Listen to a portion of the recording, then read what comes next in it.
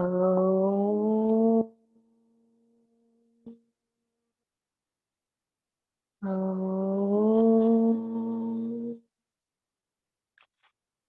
ఓం శ్రీ సాయిరాం.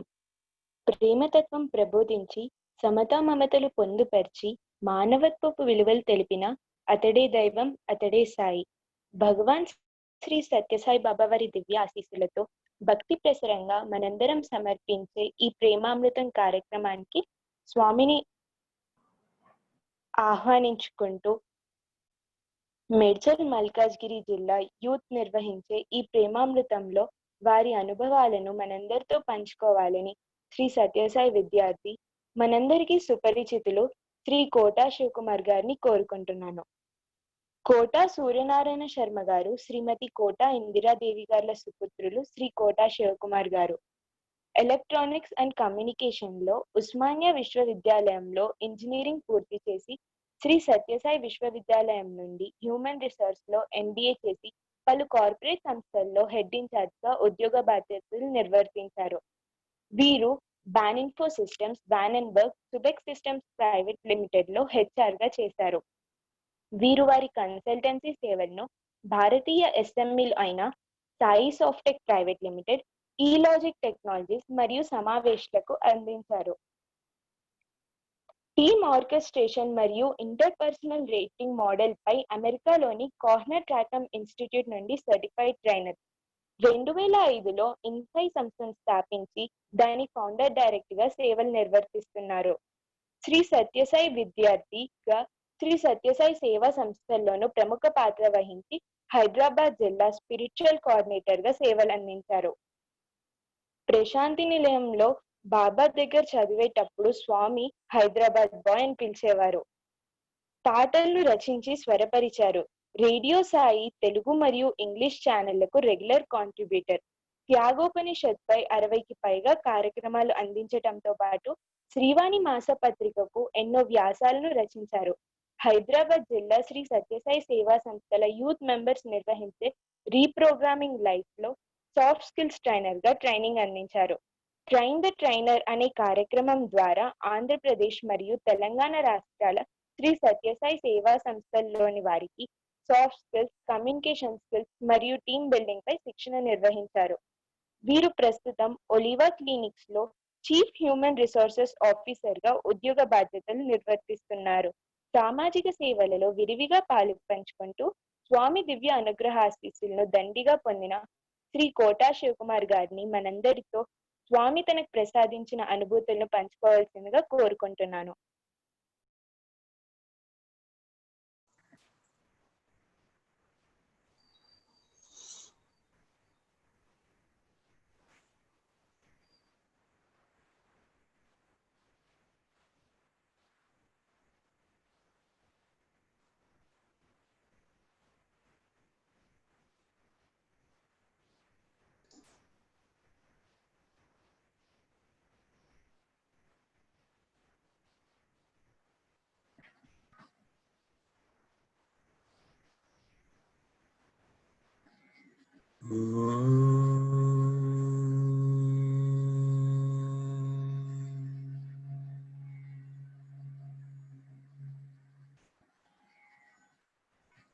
अखंड मंडलाकारं व्याप्तं यस्सचराचरं तत्पदं दर्शितं येन तस्मै श्री गुरवे नमः। अज्ञानतिमिरान्धस्य ज्ञानाञ्जनशलाकया चक्षुरुन्मीलितं येन तस्मै श्री गुरवे नमः।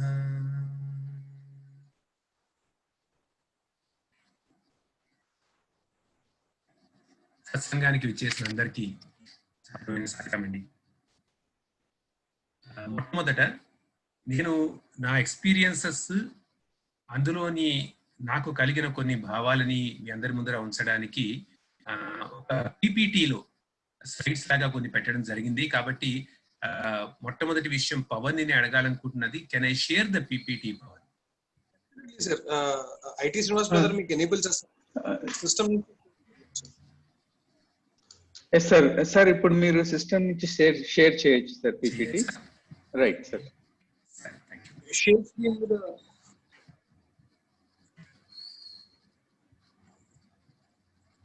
ఎస్ సార్ వచ్చింది సార్, కనిపిస్తుంది.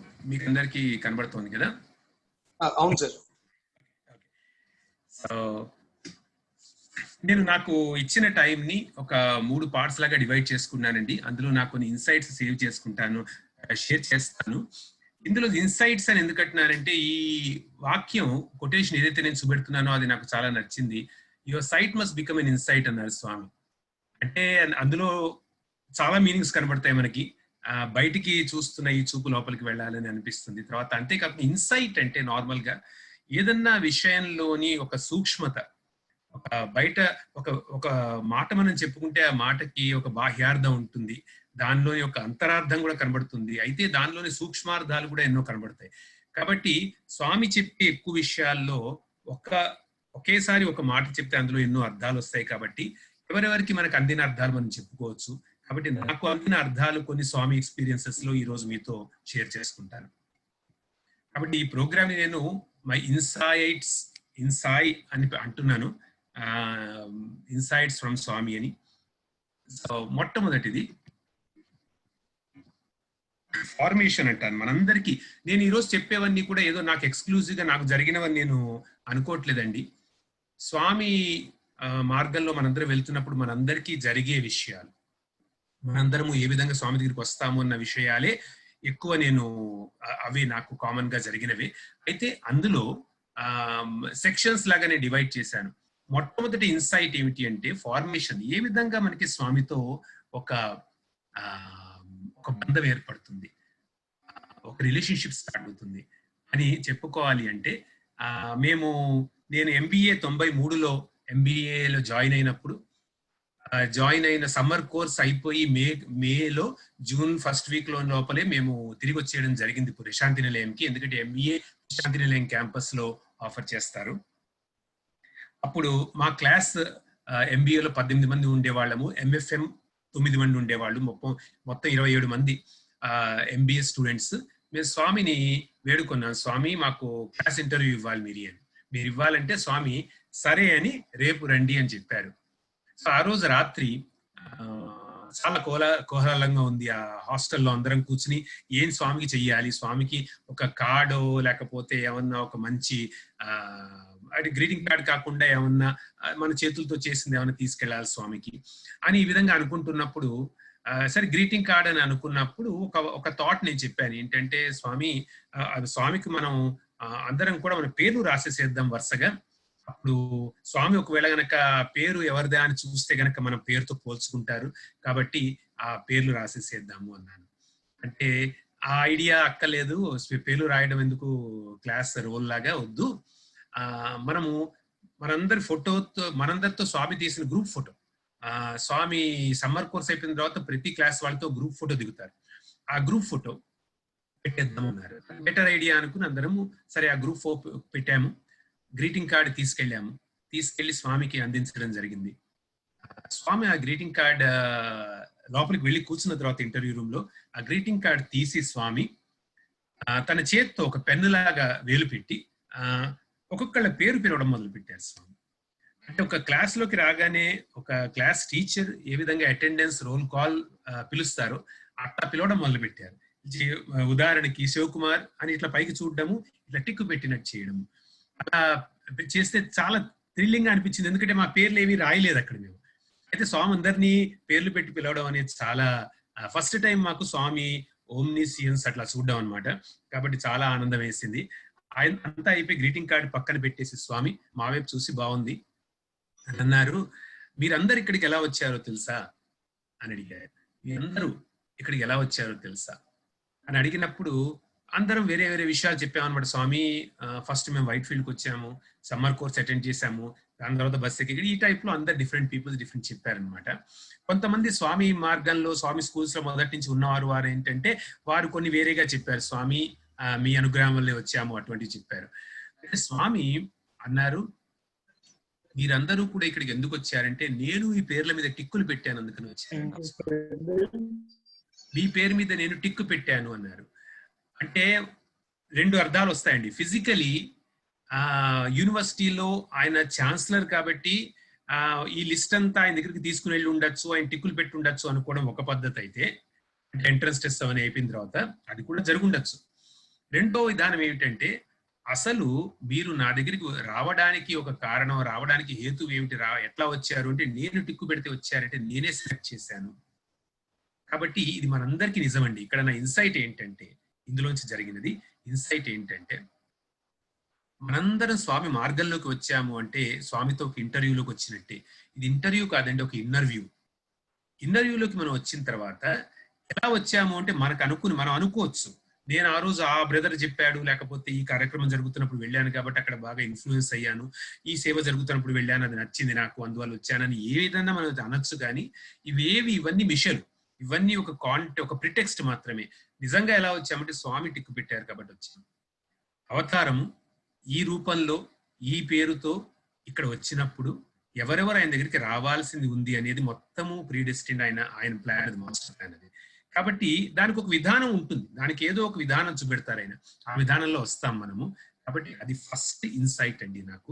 మనం ఈ ప్రపంచంలోకి రావడము, ఈ జన్మలో స్వామి సమకాలికుల్లాగా రావడము, స్వామిని చూడగలగడము, లేకపోతే కనీసం స్వామిని వినగలగడము, లేకపోతే స్వామి ఆర్గనైజేషన్లోకి రావడము, ఇవన్నీ కూడా కాకతాళీయం కాదు, ఇవన్నీ కూడా కోయిన్సిడెన్స్ కాదు, ఇవన్నీ they are Swami's master plan. ఇది మనం గుర్తుపడితే గనక ఇక్కడి నుంచి మనం ఎందుకు స్వామి పిలిచారు అన్న ఒక ఆలోచన వస్తే మన జీవితాలు గట్టెక్కినట్టే. రామదాస్ గారు అన్నట్టు, అన్నిటికీ కడసారి జన్మము సత్యం బిక పుట్టుక సున్నా, తారక మంత్రము కోరిన దొరికెను ధన్యుడనైతి నీవోరన్నా. తారక మంత్రం మనకి సాయి మంత్రం అండి, అది దొరికింది. తారకము అంటే దాటించేది అని అర్థం. ఈ సంసారము అనే పెద్ద అగాధమైన సముద్రాన్ని దాటించేది అని అర్థం. అంటే అది కొంచెం పెద్ద వర్డ్ లాగా మనకు కనబడుతుంది సంసారము అంటే. ఇక్కడ యూత్ చాలా మంది ఉన్నారని నాకు తెలుసు కాబట్టి మనకు కంగారు పడక్కలేదు. సంసారం అంటే ఏదో నెగిటివ్ గా నేను చెప్పట్లేదు, కానీ it is something where we are baffled and then we are amazed. We are not able to control ourselves, much less control others to any extent. And then we are, whatever we want to keep with ourselves, which we find pleasant, we are unable to keep with ourselves for a long time. What we think is suffering, which we don't want for ourselves, which we are not able to send away from ourselves. ఇలా మనందరికీ తెలుసు మన control లేదు అని. దీన్ని చెప్తున్నాం. ఎక్కడైతే మనకి కంట్రోల్ లేదో అదొక అగాధమైన సముద్రం లాంటిది. మనకి అందులో కొట్టుకుంటున్నాం. we are drifting in the current. It's not that we are in control of the situation. కాబట్టి ఇక్కడ ఎలా వచ్చాము, స్వామి తెప్పించారు. కాబట్టి ఇక్కడ చేయవలసింది ఏమిటి, స్వామి అన్న Lifebuoy, BUI Lifebuoy, దాన్ని మనం పట్టుకుంటే అన్ని చక్కగా అవుతాయి. సో ఎలా అనేది మనం చెప్పుకుందామండి. ఇక రెండవ ఇన్సైట్ నేను ఏం చెప్తానంటే, ఇన్ఫర్మేషన్. ఫస్ట్ ఇది ఫార్మేషన్ అయితే ఇది ఇన్ఫార్మేషన్. ఇది లోపల జరగవలసిన విషయము. స్వామి ఫోల్డ్ లోకి వచ్చిన తర్వాత ఇన్సైడ్ ద ఫోల్డ్ జరిగే ఫార్మేషన్ కాబట్టి దీని ఇన్ఫర్మేషన్ అంటాను. ఇది మనకి క్రమంగా తెలుస్తూ ఉంటుంది. ఒక ఎక్స్పీరియన్స్ నేను చెప్తాను. ఇది నా ఫస్ట్ పర్సనల్ ఇంటర్వ్యూ కంటే క్లాస్ ఇంటర్వ్యూ వేరండి. పర్సనల్ ఇంటర్వ్యూ ఎప్పుడంటే మన ఫ్యామిలీతో వెళ్ళినప్పుడు కానీ, స్వామి మన ఒక్కరిని పిలిచినప్పుడు కానీ ఇస్తారు, అప్పుడు మాత్రమే ఇచ్చేది పర్సనల్ ఇంటర్వ్యూ.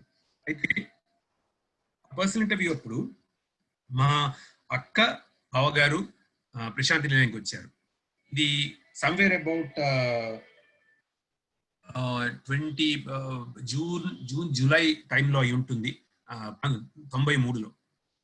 ఆ టైంలో వచ్చినప్పుడు వారు వచ్చారు అని చెప్పి వారికి ఇంటర్వ్యూ ఇవ్వాల్సిందిగా నేను దర్శనం టైంలో స్వామిని ప్రార్థిస్తే, స్వామి సరే రేపు పొద్దున్న రండి, రేపు పొద్దున్న వాళ్ళని రమ్మని చెప్పు, నువ్వు కూడా రా అని స్వామి చెప్పారు. దాంతో నాకు చాలా ఆనందం వేసింది. అది నేను వెళ్ళిన first 1 month 1.5 months time frame లో కాబట్టి నాకు అక్కడ పద్ధతులు కొన్ని ఏ విధంగా ఉంటాయి, ఇంటర్వ్యూకి స్వామి పిలిచినప్పుడు మనకి ఎటువంటి పరిస్థితులు ఉంటాయని నాకు తెలియదు. ఆ ప్రోటోకాల్ ఇది.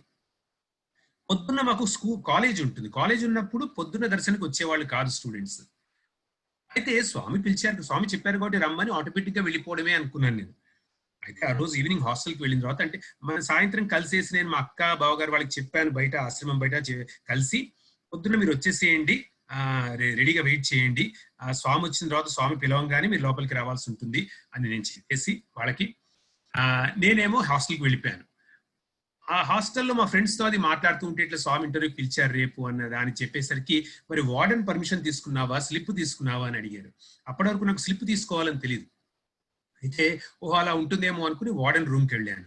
వార్డెన్ రూమ్కి వెళ్ళి చెప్పాను వార్డెన్కి, సార్ స్వామి ఇంటర్వ్యూకి పిలిచారు రేపు పొద్దున, మా బావగారు అక్క వస్తే, కాబట్టి నేను రేపు పొద్దున అక్కడికి వెళ్తున్నాను, నాకు పర్మిషన్ స్లిప్ కావాలి అంటే ఆయన నా వైపు ఎగాదిగా చూసి అన్నారు, మరి స్వామి నాకేం చెప్పలేదే అన్నారు. స్వామి నాకు ఫస్ట్ షాక్ అన్నమాట. ఎందుకంటే అదేంటి స్వామి నాకు చెప్తారు కదా, సరిపోదా, స్వామి మీకు కూడా ఎందుకు చెప్తారు అన్నట్టు నేను నా భావం అన్నమాట. అయితే ఆయన చూసి కొంచెము అండర్స్టాండింగ్ గా పాపం నవ్వి, కైండ్ మ్యాన్, ఆయన అన్నారు, చూడు నువ్వు కొత్త కాబట్టి నీకు తెలియదు, స్వామి ఒకవేళ ఇంటర్వ్యూకి ఆయన పిలిచేటిది నువ్వు వెళ్లాల్సి వస్తే నాకు చెప్తారు, లేదు స్వామి నాకు చెప్పకుండా నేను గనక నేను అలౌ చేస్తే ఇక్కడ పంపించడానికి స్వామి నన్ను ప్రశ్నిస్తారు, అప్పుడు నేను ఇరుక్కుంటాను అక్కడ, కాబట్టి నేను పంపించలేను, నీకు పర్మిషన్ స్లిప్ ఇవ్వలేను అన్నారు. దాంతో ఇంకా ఊహించుకోండి నా సిచ్యువేషన్ ఎంత బాధ అంటే, ఆ రోజు రాత్రి నాకు ఆ రోజుల్లో మొబైల్స్ లేవు, ఎలా అక్క వాళ్ళకి మళ్ళీ ఎట్లా చెప్పాలో తెలియదు, వాళ్ళు రేపు పొద్దున ఉందనుకుని ప్రిపేర్ అవుతున్నారు, నాకేమో చెప్పడానికి కూడా లేదు, హాస్టల్ నుంచి వెళ్ళలేదు, ఈ సిచ్యువేషన్ లో ఉన్నాను. మొన్నటి పొద్దున మళ్ళీ బయలుదేరి వెళ్ళిపోయాను, కాలేజ్కి వెళ్ళాల్సి వచ్చింది లైన్లలో. పొద్దున్నే లేచి హాయిగా స్వామి ఇంటర్వ్యూ రూమ్ లోకి వెళ్తానేమో అనుకున్నాను, కానీ ఇటువేమో కాలేజ్ వైపు వెళ్తున్నా. ఆ రోజు నిజంగా పొద్దున్న నుంచి మధ్యాహ్నం 3-3:30 వరకు కాలేజ్ లో ఎలా కూర్చున్నానో నాకే తెలియదండి. ఏం విన్నానో ఏం వినలేదో, ఎంతసేపు మైండ్ అక్కడ స్వామి ఇంటర్వ్యూ లోకి వెళ్ళి ఉంటే ఎట్లా ఉండేది కదా అన్న భావాలే ఉన్నాయి. అట్లాంటి భావాలతో నేను ఉన్నప్పుడు ఇంకా రాగానే యూజువల్లీ హాస్టల్ నుంచి రాగానే నాకు కొంచెం టీ తాగడం అలవాటు ఉండేది దీనికి వెళ్లే ముందర దర్శనంకి. కానీ ఆ రోజు టీ గీ ఏం పెట్టుకోకుండా స్వామి ఏం చెప్తారని ఫస్ట్ నుంచున్నా లైన్ లో, ఎంత తొందరగా వెళ్ళిపోదామా అని. ఆ లైన్లు వెళ్ళిన తర్వాత అక్కడికి వెళ్ళి కూర్చున్నాను. ఒక పక్క కూర్చున్నాను కానీ భయంగానే ఉంది, స్వామి ఏమంటారు, పొద్దున పిలిచారు నేను వెళ్ళలేదు. అయితే ఈ భయం నాలో ఉన్నప్పుడు స్వామి దర్శనానికి వస్తున్నారు, ఎంతో ప్రసన్నంగా ఉన్నారు, అక్కడి నుంచి అందరికీ అలా దర్శనం ఇచ్చుకుంటూ వస్తున్న స్వామి ఒక 5-6 feet దూరంగా నా దగ్గరికి వచ్చేసాక అప్పుడు మొట్టమొదటిసారి నా వైపు చూసి సడన్ గా ఫేషియల్ ఫీచర్స్ మార్చేశారు, ముఖకవళికలు మారిపోయాయి స్వామివి. నన్ను చూసి స్వామి కొంచెం కోపంగా నటించి, ఎరా దున్నపోత పొద్దున పిలిచాను రాలేదే అన్నారు. అంటే కరెక్ట్ గా నా మైండ్ లో ఏముందో అది రిఫ్లెక్ట్ చేశారు స్వామి, ఇట్లా అని రాలేదే అని. తర్వాత స్వామి నా దగ్గరికి వచ్చి ఏమిటి రాలేదు అన్నట్టు నా ఎదురుకు నన్ను ఉంచున్నారు. స్వామి దగ్గరికి రాగానే నేను నా మోకాళ్ళ మీద ఉంచున్నాను. నాకు ఫస్ట్ థింగ్ లోపల ఉన్న భావం ఏం చెప్పాలనిపించింది అంటే అండి, స్వామి వార్డెన్ కాలేజ్ పీపుల్ వీళ్ళు ఎవరు రానివ్వలేదు స్వామి అని చెప్పాలని. అంత అంటే ఈ మామూలుగా ఉండే పరిస్థితిని ఎట్లా మనకి ఏమన్నా ప్రాబ్లం జరిగింది, ఏమన్నా మనం అనుకున్న జరగలేదు అంటే దానికి కారణం ఎవరా అని మనం చూస్తూ ఉంటాం చుట్టుపక్కల. ఆ కారణం వీళ్ళందరికీ వెంటనే చెప్పేసేయాలి స్వామికి, కంప్లైంట్ ఎస్కలేషన్ అంటాం మనం, కంప్లైంట్ చేసేయాలి స్వామికి ఉన్న దీంట్లో ఉన్నా కూడా ఎందుకో అండి స్వామి అత్యంతమైన గ్రేస్ అక్కడ నా నోరు పెగల్లేదు, లోపల ఇది తప్పకుండా స్వామి చేసిన ఇదే మహిమ. ఎందుకంటే నా నోరు పెగలేదు, నేను స్వామి వైపు చూస్తూ ఉండిపోయేసరికి స్వామి వెంటనే స్వామి ముఖంలో ఆ ప్రసన్నత బ్యాక్ వచ్చేసి ఎంతో కరుణ ఆయన కళల్లో ఉండగా నా భుజం పైన తట్టి అన్నారు, స్వామి ఏం పర్వాలేదులే నాకు తెలుసు, రేపు పొద్దున్నరా నేను వార్డెన్కి చెప్తాను అని నా ఎదురుకుండానే వార్డెన్ని పిలిచి స్వామి వార్డెన్కి చెప్పారు, ఈ అబ్బాయిని రేపు పొద్దున్న ఇంటర్వ్యూకి పంపించు అని చెప్పిన తర్వాత నేను తర్వాత సాయంత్రం మళ్ళీ మా అక్క బావగారు వాళ్ళు చెప్పి నాడు పొద్దున్న ఇంటర్వ్యూకి వెళ్ళడం జరిగింది. ఇందులోంచి నేను నేర్చుకున్న నాకు వచ్చిన ఇన్సైట్ ఏంటంటే అండి, ఏ విషయం మనకి జరుగుతున్నా కూడా ఒక టెస్ట్ పెడతారు స్వామి. ఆ టెస్ట్ ఈజ్ మై టేస్ట్ అంటారు స్వామి. ఎందుకు టెస్ట్ పెడతారు అంటే, మనలోని దగ్గరికి మనం వెళ్ళేది ఏంటంటే మన ప్రతిభ చూపెట్టుకోవడానికి, మనలో ఉన్న టాలెంట్స్ పెట్టుకోవడానికి కాదండి, లేక స్వామి మనం ఏదో చాలా పుణ్యం చేసేసామని స్వామి మన దగ్గర పిలిచి ఏదో ఇస్తారు అని కాదండి, ఇవేవి కాదు, ఇవన్నీ మనకి అపోహలు. మన్ని స్వామి పిలిచారు అంటే మనం పాడైపోయిన చెడిపోయిన కార్ల లాంటి వాళ్ళం. అది వర్క్ షాప్ లోకి తీసుకెళ్లారు స్వామి. వర్క్ షాప్ లోకి వెళ్ళిన తర్వాత దాన్ని ఏదో ఒకటి టెస్టింగ్ ట్యూనింగ్ చేయాల్సిందే. ఆ టెస్టింగ్ ట్యూనింగ్ చేస్తూ దాన్ని రిపేర్ చేస్తారు స్వామి. కాబట్టి నాలో ఉన్న మొట్టమొదట టెస్టింగ్ అది పెట్టి స్వామి నాకు ఎత్తి చూపెట్టింది ఏమిటి అంటే, చూడుగో నీలో ఉన్న ఒక విషయం ఏమిటి అంటే కంప్లైంట్ చేయడం. నీలో ఉన్నది ఏమిటంటే వేరే వాళ్ళు నీ ఇష్యూస్ కి, నీ ప్రాబ్లమ్స్ కి వేరే వాళ్ళు రెస్పాన్సిబుల్ అని అనుకోవడం. కాబట్టి వేరే వాళ్ళ మీద కంప్లైనింగ్ బయట చేయకపోయినా లోపల చేసుకుంటూనే ఉంటావు నువ్వు.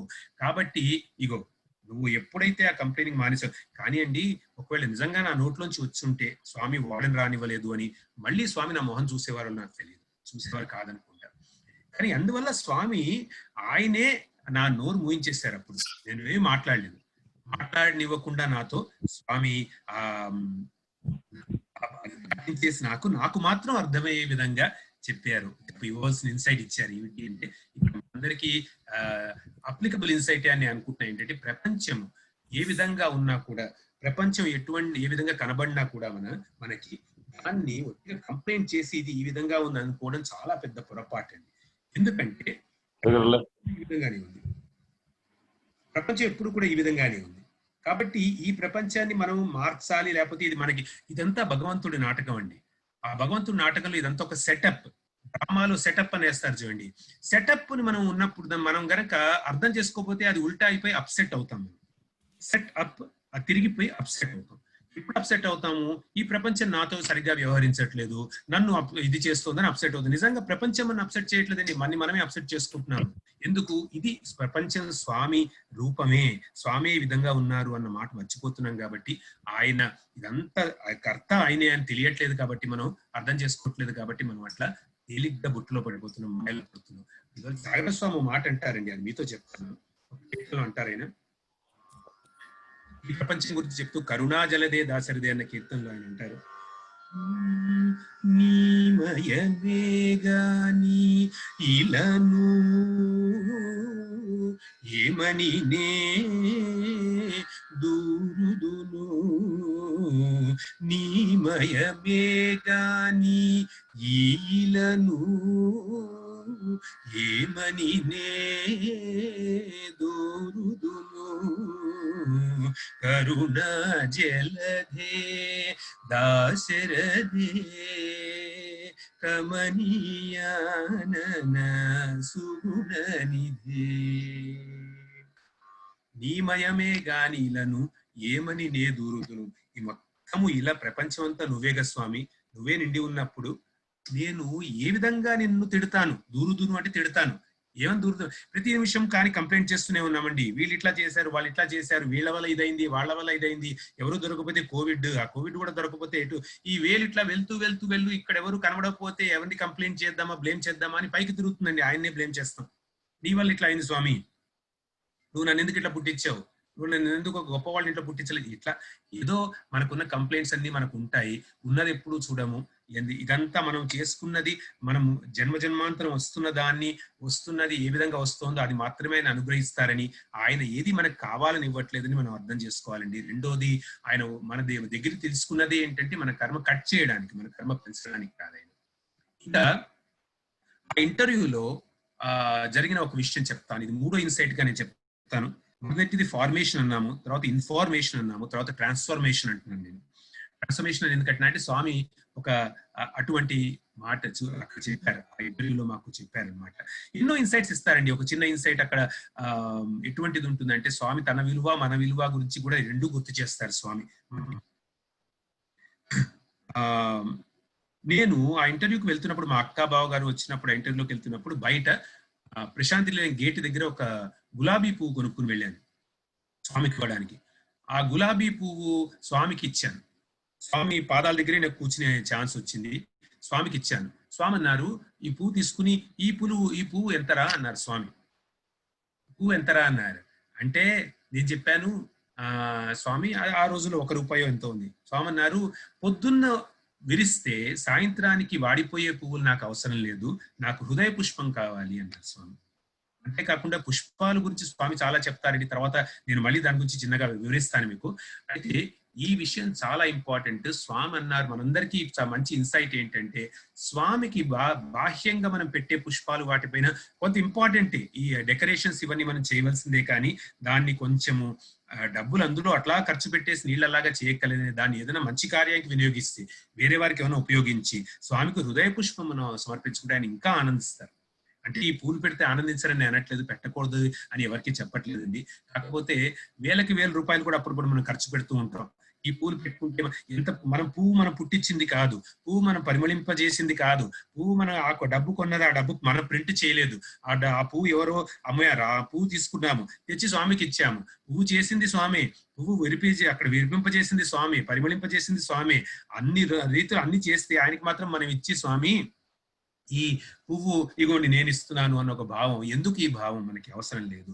అయితే పువ్వు గొప్పది, అయితే దాన్ని హృదయ పుష్పంగా భావించాలి అని స్వామి చెప్తూ, ఇక్కడ ముఖ్యంగా జరిగిన ట్రాన్స్ఫర్మేషన్ ఒకటి చెప్తానండి.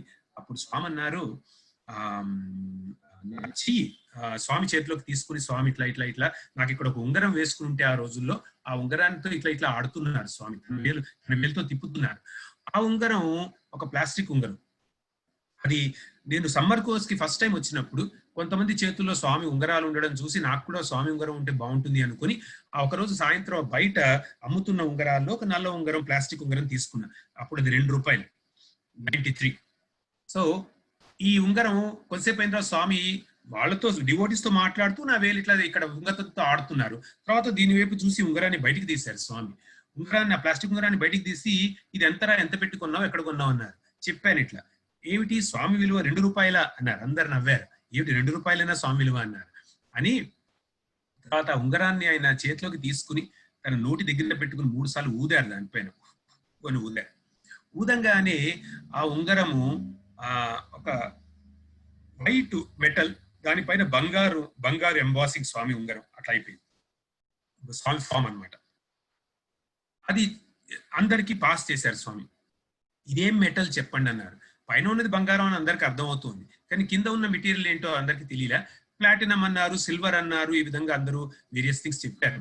ఏది కాదు అన్నారు స్వామి. స్వామి చేతికి మళ్ళీ తిరిగి వచ్చిన తర్వాత స్వామి అన్నారు, దాన్ని తన దగ్గర పెట్టుకుని ఇది పంచలోహము అన్నారండి స్వామి. పంచలోహం. ఆ పంచలోహం ఇది నా చేతికి వేసుకుని ఇప్పటికి 93 అంటే మనకి 27 సంవత్సరాలు అయిందండి. ఎప్పుడు కూడా ఇది నీళ్లలో తడుస్తుంది, ఎప్పుడు కూడా ఇది టార్నిష్ అవడం లాంటిది ఏమి ఉండవు. కాబట్టి ఇది పంచలోహం, దీన్ని కడగచ్చు, ఏమన్నా చేయొచ్చు. అది స్వామి చెప్పి అసలు తన ఆ ట్రాన్స్ఫర్మేషన్ మెసేజ్ ఇప్పుడు ఇచ్చారండి. స్వామి అప్పుడు నా వైపు చూసి అన్నారు, చూడు నువ్వు ₹2కి ఉంగరం కొన్నావు, దీన్ని నేను నీ ఎదురుకుండానే ఎట్లా మార్చేస్తాను, అలా నీ వాల్యూ ఎంతన్నా ఉండని, ఇప్పుడు ఈ జీవితంలో నీ వాల్యూను ఎలా చేసుకుని ఉన్నా కూడా నువ్వు గనక నా చేతికి, నా బ్రెత్కి, అంటే నా మహిమకి నువ్వు లోనవుతే అప్పుడు నిన్ను ఎట్లా మారుస్తాను, ఎంత వాల్యూ నీకు తీసుకొస్తాను.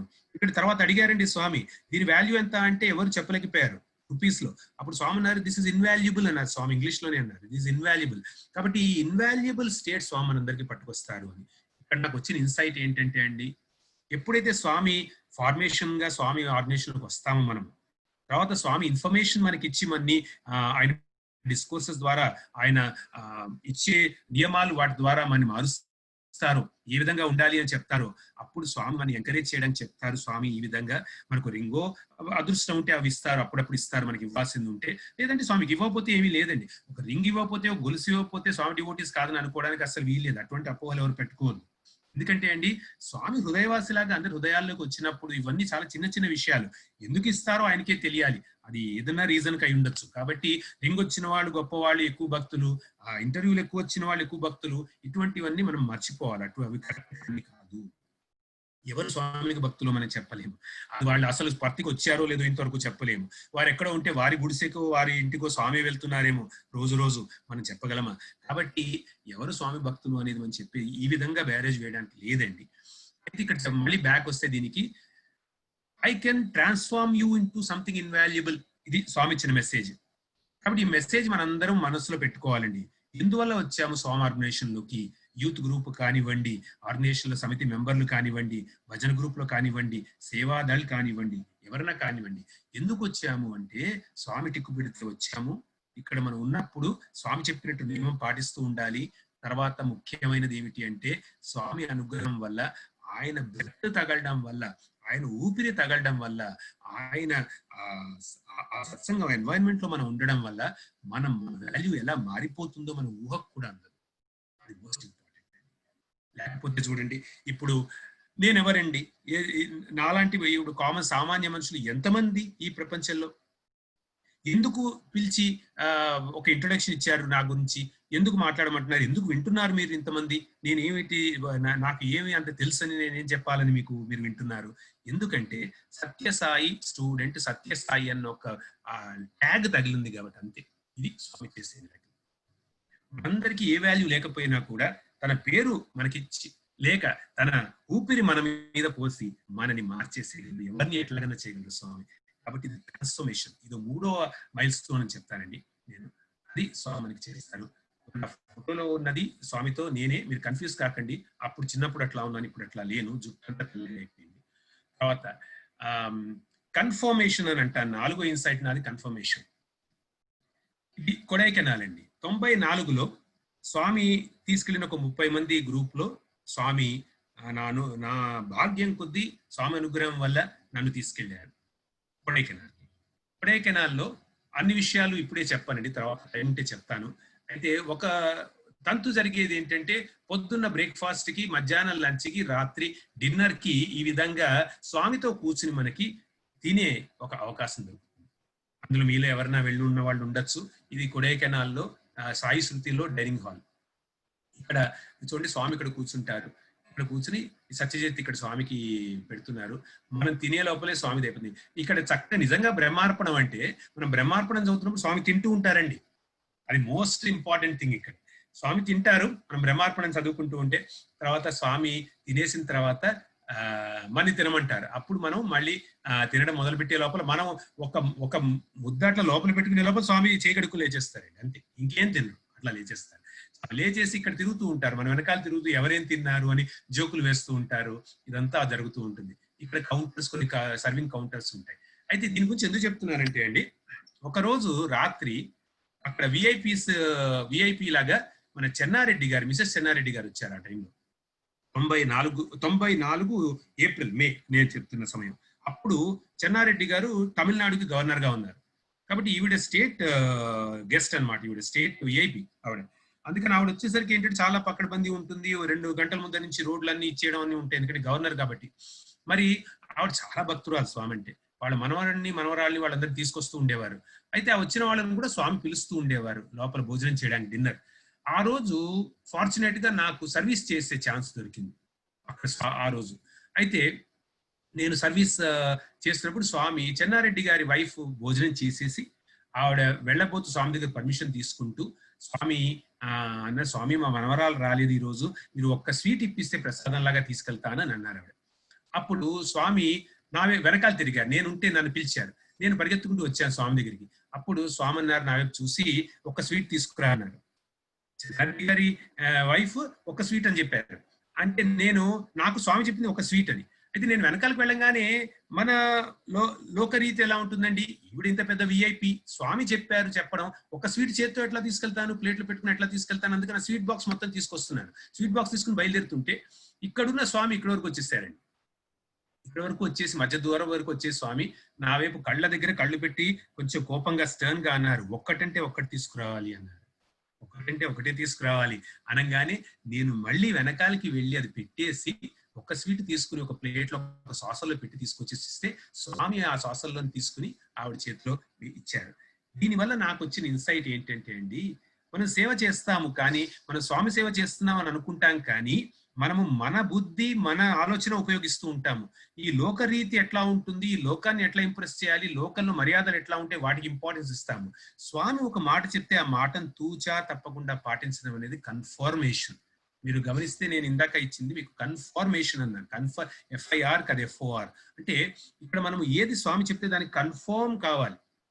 కన్ఫర్మేషన్ అంటే దానికి తప్పకుండా తూత చెప్పకుండా పాటించాలి. ఎందుకంటే స్వామి చెప్పిన తర్వాత ఒక విషయము దానికి పైన మనం ఆలోచించవలసిన అవసరం లేదు. మనకంత బుద్ధి లేదు, మనకంత విఘ్నత లేదు. అది ఆయన భగవంతుడు. ఆయన భగవంతుడు చెప్పిన తర్వాత ఆయన అన్ని తెలిసినా ఏది కరెక్టో అది చెప్తారు. ఆయన మాటని తూచా తప్పకుండా ఫాలో అవ్వడం మోస్ట్ ఇంపార్టెంట్ అండి. కాబట్టి మనం చేసే పనులలో కూడా అదే విధంగా స్వామి చెప్తున్నారు అనుకుని మనం చేస్తున్నప్పుడు ఏది స్వామి చెప్పారో అది చేయడం మాత్రమే నిజమైన విషయం. ఇక కన్ఫర్మేషన్ కూడా ఉందండి. ఇది కన్ఫర్మేషన్ ఇది ఒక ఇన్సైట్ అంటాను నేను. ఏమిటి కన్ఫర్మేషన్ అంటే, ఆగస్ట్ లో జరిగిన విషయం చెప్తాను. 93లో అంటే నేను కొంచెం టైం లైన్ లో అటు ఇటు వెళ్తున్నానండి. ఆగస్ట్ లో ఏం జరిగింది అంటే ఆగస్ట్ 15th కి ప్రతిసారి మ్యూజిక్ బాయ్స్ పుట్టపర్తిలో స్వామి కోసము ఒక మ్యూజిక్ ప్రోగ్రామ్ ఇచ్చేవారు. అయితే 93లో ఒకానొక ఇన్సిడెంట్ జరగడం వల్ల స్వామి పుట్టపర్తిలో ఉండకుండా ఆ టైంలో వైట్ ఫీల్డ్ లో ఉన్నారు. అందుకని ఇంకా మ్యూజిక్ ప్రోగ్రాము పిల్లలందరూ చాలా బాధగా ఉన్నారు, స్వామి వెళ్ళిపోయారు సడన్ గా అని అనుకోకుండా అప్పటికి పిల్లల వల్ల వెళ్ళారు అన్న ఒక ఇది వచ్చింది, వదంతి వచ్చింది. దానివల్ల పిల్లలు చాలా బ్యాడ్ మూడ్ లో ఉండడము, అంతేకాకుండా చాలా తపస్సు చేశారు. హాస్టల్లో ఉండి నిత్యం పారాయణలు నామస్మరణలు అవన్నీ చేస్తూ వెళ్తున్నారు అనమాట. స్వామి చాలా సంతోషించారండి వాటికి.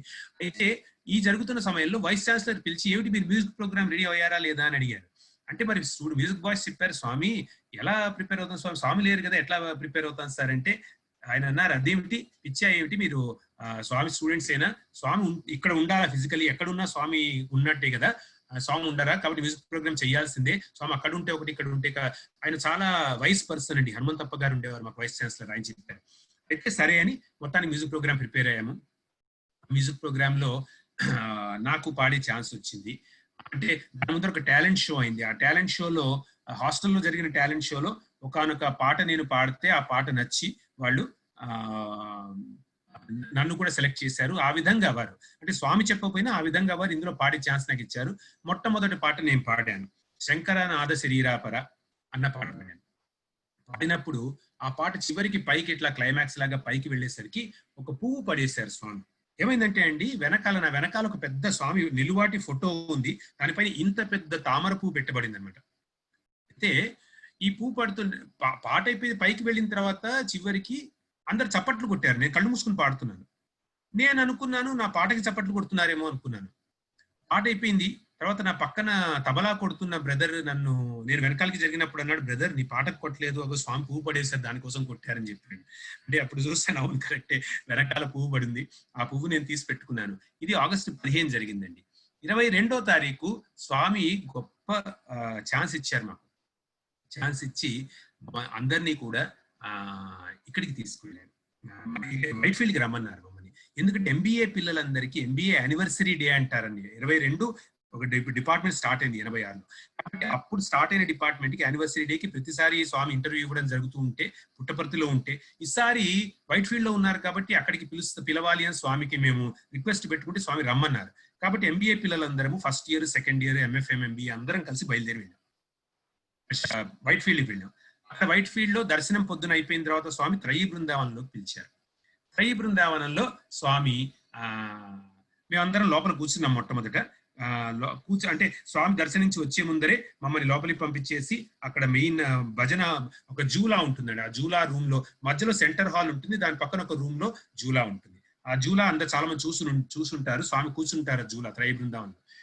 ఆ జూలా రూమ్ లో మేము కూర్చున్నాం. మ్యూజిక్ బాయ్స్ అందరము కొంత మ్యూజిక్ ఇన్స్ట్రుమెంట్స్ అన్ని రెడీగా పెట్టుకుని స్వామి పాటలు పాడమంటే పాడడానికి రెడీగా పెట్టుకున్నాం. అయితే స్వామి వస్తూనే ఇంకా జూలాలో కూర్చోలేదండి. కూర్చోకుండా స్వామి అందరి పిల్లలు హౌ ఆర్ యూ బాయ్స్, ఎలా ఉన్నారు అక్కడ పర్తిలో పిల్లలందరూ ఎలా ఉన్నారు అని అడుగుతూ, నేను 3 సార్లు అక్కడికి వచ్చాను అన్నారు స్వామి అని. ఒక 2 సార్లు చెప్పారండి. ఒకసారి స్వామి ఏమో పిల్లలందరూ భజన చేస్తుంటే హాస్టల్లో సాయంత్రము ఒక అబ్బాయికి ఆ కారిడార్ లో కనబడ్డారు. ఆ అబ్బాయి చెప్పాడు అప్పుడు అందరు, అది జరిగింది. తర్వాత ఒక స్టూడెంట్ కి ఏమో గణేష్ స్టాట్యూ దగ్గర ఇన్స్టిట్యూట్ లో కనబడ్డారు స్వామి. ఆ 2 స్వామి చెప్పారు. చెప్పేసి 3వసారి నన్ను చూసి, ఇగో శివకుమార్ పాట పాడుతున్నప్పుడు నేను ఇన్స్టిట్యూట్ ఆడిటోరియంలోకి వచ్చి పువ్వు పడేసాను చూసారా అన్నారు స్వామి. అయితే చిన్న పిల్లవాళ్ళలాగా చెప్పారు స్వామి. ఎంత ఎగ్జైట్మెంట్ స్వామి కళ్ళల్లో అంటే. మొట్టమొదటిసారి స్వామి, 2వసారి అనుకోండి, మొదటిసారి రోల్ కాల్ చేశారు కానీ శివకుమార్ అని నా పేరు స్వామి నోట్ నుంచి రావడం చాలా థ్రిల్లింగ్ గా అనిపించింది నాకు. ఆయన పాట పాడుతున్నప్పుడు అని ఇది కన్ఫర్మేషన్ అనమాట స్వామిది. ఏంటంటే అవును నేనే పడేశాను పువ్వు అని. కాబట్టి ఇక్కడ ఈ పువ్వు గురించి ఒక్క 2 మాటలు చెప్తానండి. పువ్వు ఇందాక కూడా మాట్లాడుకున్నాం, ఇక్కడ కూడా మాట్లాడుకున్నాం. పుష్పానికి ఏమిటంది ఇంపార్టెన్స్, స్వామి అక్కడక్కడ స్వామి పువ్వులు పడేస్తూ ఉంటారు తన ప్రెజెన్స్ పెట్టడానికి. ఇవన్నీ ఎందుకు పుష్పానికి ఉన్న ఇంపార్టెన్స్ ఏమిటి అంటే, స్వామి మనకి ఇచ్చే అష్ట పుష్పాల గురించి చెప్తారండి. మన స్వామికి ఇవ్వాల్సిన పుష్పాలు ఏమిటి, హృదయ పుష్పం ఇవ్వడం అంటే అర్థం ఏంటంటే ఈ 8 పుష్పాలు మనము సంపాదించుకోవాలి. అహింస ప్రథమ పుష్పం. వేరే వారిని ఆలోచనతో కానీ, మాటతో కానీ, చేతతో కానీ హింసించకుండా ఉంటాడు. పుష్పం ఇంద్రియ నిగ్రహం, కొంత సెన్స్ కంట్రోల్ పెట్టుకోవాలి. మనం తినే దాంట్లోనూ, తాగే దాంట్లోనూ, వీటిల్లో కళ్ళు చూసే దాంట్లోనూ అన్నిట్లో సీలింగ్ ఆన్ డిజైర్స్ ఫాలో చేయడం. సర్వభూత దయా పుష్పం, అందరూ ఎక్కువ ఇప్పుడు సర్వే జనా సుఖనోభవంతు సమస్త లోకా సుఖనోభవంతు మనం ఎట్లా చెప్తున్నామో అందరికీ మంచి జరిగే పనులు కొన్ని మనం టేకప్ చేయాలి. క్షమా పుష్పము, ఎవరన్నా మన గురించి చెడుగా మాట్లాడారు, చెడు లేకపోతే హాని కలిగించారు, క్షమ చేయాలి, మనకి క్షమ ఉండాలి. జ్ఞాన పుష్పము, స్వామి కేవలము భక్తి అని ఒక ఎమోషనే కాకుండా అందులోని అంతరార్థాలు మనం ఇప్పుడు మాట్లాడుకుంటున్నట్టు గ్రహించగలగడం జ్ఞాన పుష్పం. తప పుష్పము, స్వామి గురించి తప్పించాలండి. మనం వేరే తపస్సు ఏం వెళ్ళి చేయక్కలేదు, అడవుల్లోను వాటిల్లోను. స్వామి గ్రేస్ నాకు ఉండాలి అని తపన మనకి లోపల ఎంత ఉంటే అదే తపస్సు మనకి. శాంతి పుష్పం అంటే ఇన్ని ఉంటే కనుకండి లోపల మనకు ఆటోమేటిక్ గా వచ్చే సత్య ధర్మాలు రెండు మనలో ఉంటే శాంతి అనేది ఆటోమేటిక్ గా లోపల వస్తుంది, సత్య ధర్మాలు ఫాలో అవుతే గనక. అందుకని శాంతి పుష్పం తథైవచ సత్యం అష్టవిధం, సత్యం అనే పుష్పం కూడా మనం ఫాలో అవుతే నోటికి అంతకన్నా గొప్ప తపస్సు లేదంటారండి. వాచిక తపస్సు అంటారు, సత్యం మాట్లాడడం, నోటితో అసత్యం మాట్లాడకుండా ఉండడం. ఈ అష్టవిధ పుష్పాలు ఇచ్చినప్పుడు విష్ణోహ ప్రీతికరం భవేత్ అని స్వామి ఎప్పుడు చెప్తూ ఉంటారు. స్వామికి చాలా ఇష్టం ఈ అష్ట పుష్పాలు. మనం అందుకని వాటిని అందుకని చెప్పుకునే సుప్రభాతంలో కూడా రోజు పొద్దున చెప్పుకుంటామని, తప్పకుండా అందరూ సుప్రభాతం చేయవలసింది. అందులో మన ఆదాయ దివ్య కుసుమాని మనోహరాణి అంటే ఆదాయ దివ్య, నేను కలెక్ట్ చేశాను స్వామి దివ్యమైన కుసుమాలు. ఏ దివ్యమైన కుసుమాలండి? రోజు మన ఇంటి చుట్టూ ఉన్న రోజ్ ఫ్లవర్స్, లేకపోతే అక్కడ బయటికి వెళ్ళి కొనుక్కొస్తే చామంతి పూలు, లేకపోతే ఇవన్నీ దివ్యమైన పుష్పాలని ఎట్లా అంటామండి? ఆదాయ దివ్య కుసుమాని అంటే నేను కలెక్ట్ చేశాను, ఎంతో కష్టపడి కలెక్ట్ చేశాను స్వామి. ఏమిటి అంటే మీ మార్గంలో వెళ్తూ నేను 10 ఏళ్ళు 15 ఏళ్ళు సాధన చేస్తూ కలెక్ట్ చేసుకున్నవి ఏమిటండి స్వామి? అహింస పుష్పము. అహింస, ఇంద్రియ నిగ్రహం, సర్వభూత, క్షమ, జ్ఞాన, తప, శాంతి, సత్యము అనే పుష్పాలు, ఇవి దివ్య పుష్పాలు. ఆదాయ దివ్య కుసుమాని మనోహరాణి. ఇవి ఏం చేస్తే స్వామి? మనోహరము అంటే తెలుగులో మనం మీనింగ్ ఏం తీసుకుంటామంటే చాలా అందంగా ఉంది అనుకుంటాం. మనోహరం అంటే మనస్సును హరించేది. అంటే ఈ అష్టపుష్పాలు మనస్సును హరించేస్తాయండి. మనోలయమే మోక్షం. కాబట్టి ఇవి మనం తీసుకోవాల్సిన పుష్పాలు. కానీ ఎక్కడ నేను సంపాదించేశానో నా అహంకారం వస్తుంది కాబట్టి అహంకారానికి చోటు ఇవ్వకుండా శ్రీపాద పూజన విధిం భవదంగ్రి మూలే, మీ పాదాలే ఉంచుతాను స్వామి ఎప్పుడు కూడా. ఏ గర్వ భరా మస్తక్ మేరా ప్రభు చరణ ధూళి తక్ జుక్కునేదే అహంకార వికారు బరే మనుకో తెరే నామకి మాలా జపునేది అని ఒక కవి అంటారు, హరివంశ శరణ్ గారిని. ఎంత చక్కగా ఉంటుంది. మే మనకే మైలక్ ధోనా పాయా ఏ జీవన తేరా హోనా పాయా, मैं प्रेमी हूं इतना ना झुका गिर भी जो पड़ी तो उठने दे అంటారు ఆయన, హరివంశ శరణ్ అనే ఆయన. కాబట్టి నేను ప్రేమిస్తున్నాను స్వామిని, కాబట్టి నేను జ్ఞానిని కాదు స్వామి, నన్ను మీరు టెస్ట్ చేస్తుంటే నేను ఉండలేను, కొంచెం మీరే పైకి లేపండి పడిపోయినట్ల అని ఇంత బ్యూటిఫుల్ గా చెప్తారు. మనం కలెక్ట్ చేయవలసింది నిగర్విగా మనం ఉండి అహంకారం లేకుండా ఈ పుష్పాలని కలెక్ట్ చేయడం అండి. చాలా గొప్ప ప్రాక్టీస్ మనం చేయాల్సింది. సరే, మనం మళ్ళీ ఆ త్రయీ బృందావనానికి వెళ్ళిపోదాము. ఆ త్రయీ బృందావనంలో స్వామి పాట పాడమన్నారండి. ఇప్పుడు ఈయన స్వామి నాదం, స్వామే నాద బ్రహ్మము, స్వామే ప్రణవ ఓంకార స్వరూపము. స్వామిని పాట పాడమంటే అక్కడ నుంచుని తదేకంగా చూస్తున్నారు, పాట పాడమన్నారు. సరే, స్వామి పాట పాడమన్నా అంతకన్నా ఏముందండి, స్వామి ఆజ్ఞ, స్వామి చేయించేవారు కాబట్టి ఆ పాట పాడమన్నారు. ఏ పాట అయితే నువ్వు ఇన్స్టిట్యూట్ లో పాడావో, నేను పువ్వు పడేసాను ఆ పాట పాడమన్నారంటే పాడాను అనమాట. అందులో మొట్టమొదటిసారి ఆ పాట నేను ఇన్స్టిట్యూట్ లో పాడినా అప్పుడున్న విషయం వేరండి. ఎవరు వీరు జనాలు చప్పట్లు కొడతారని ఎట్లా పాడుతున్నాను, నా ట్యూన్ సరిగ్గా ఉందా, శృతి తప్పకుండా ఉందా, ఇవన్నీ గొడవ తప్ప ఆ మాటలు ఎంజాయ్ చేస్తున్నా కూడా దానిలోని భావం అంతగా తెలియలే. మొట్టమొదటిసారి పాట స్వామి ఎదురుకుండా పాడుతున్నప్పుడు స్వామికి ప్రతి మాట స్వామికి రాసినట్టు నాకు అర్థమైంది. ఈ పాట రాసింది ఎవరండి? ఆ సినిమాలో శంకరాభరణం అన్న సినిమాలో శంకరానాథ శరీరాపర అని వేటూరి సుందరమూర్తి గారు ఎప్పుడో రాశారు. ఆయన స్వామి డివోటీ కూడా కాదు, ఆయనకి ఏం తెలిసింది. కాకపోతే that is what Swami does, అన్ని రాయించుకుంటారు ఆయన. ఎప్పుడు ఏది పనికొస్తుందో తెలియదు. ఇలా ఎంతమంది మహానుభావులు, మన నాలాంటి సామాన్యులు కాకుండా మహానుభావులు, మహాగాయకులు వారందరూ ఎన్ని కీర్తనలు త్యాగరాజ స్వామి వారందరూ స్వామి ఎదురుకుండా పాడారంటే స్వామి చూడండి, ఆ వారు ఎంత వాగ్గేయకారులు, వాళ్ళందరినీ ఎంత ధన్యులో వారందరి పాటలు పాడించుకున్నారు స్వామి. ఇక్కడ ఈ పాట కూడా పాడమన్నారు నన్ను. పాడమంటే నేను పాడుతుంటే అందులో ఆ యాక్షన్ ఏది నేను పాడుతున్నానో మాట్లాడుతున్నానో ఆ ప్రతి మాటకి స్వామిలో ఒక స్పందన కనబడింది. కాబట్టి నేను అందులో కొన్ని చెప్తాను మీకు. మనందరం ఆనందిస్తాం కాబట్టి భక్తుల్లాగా.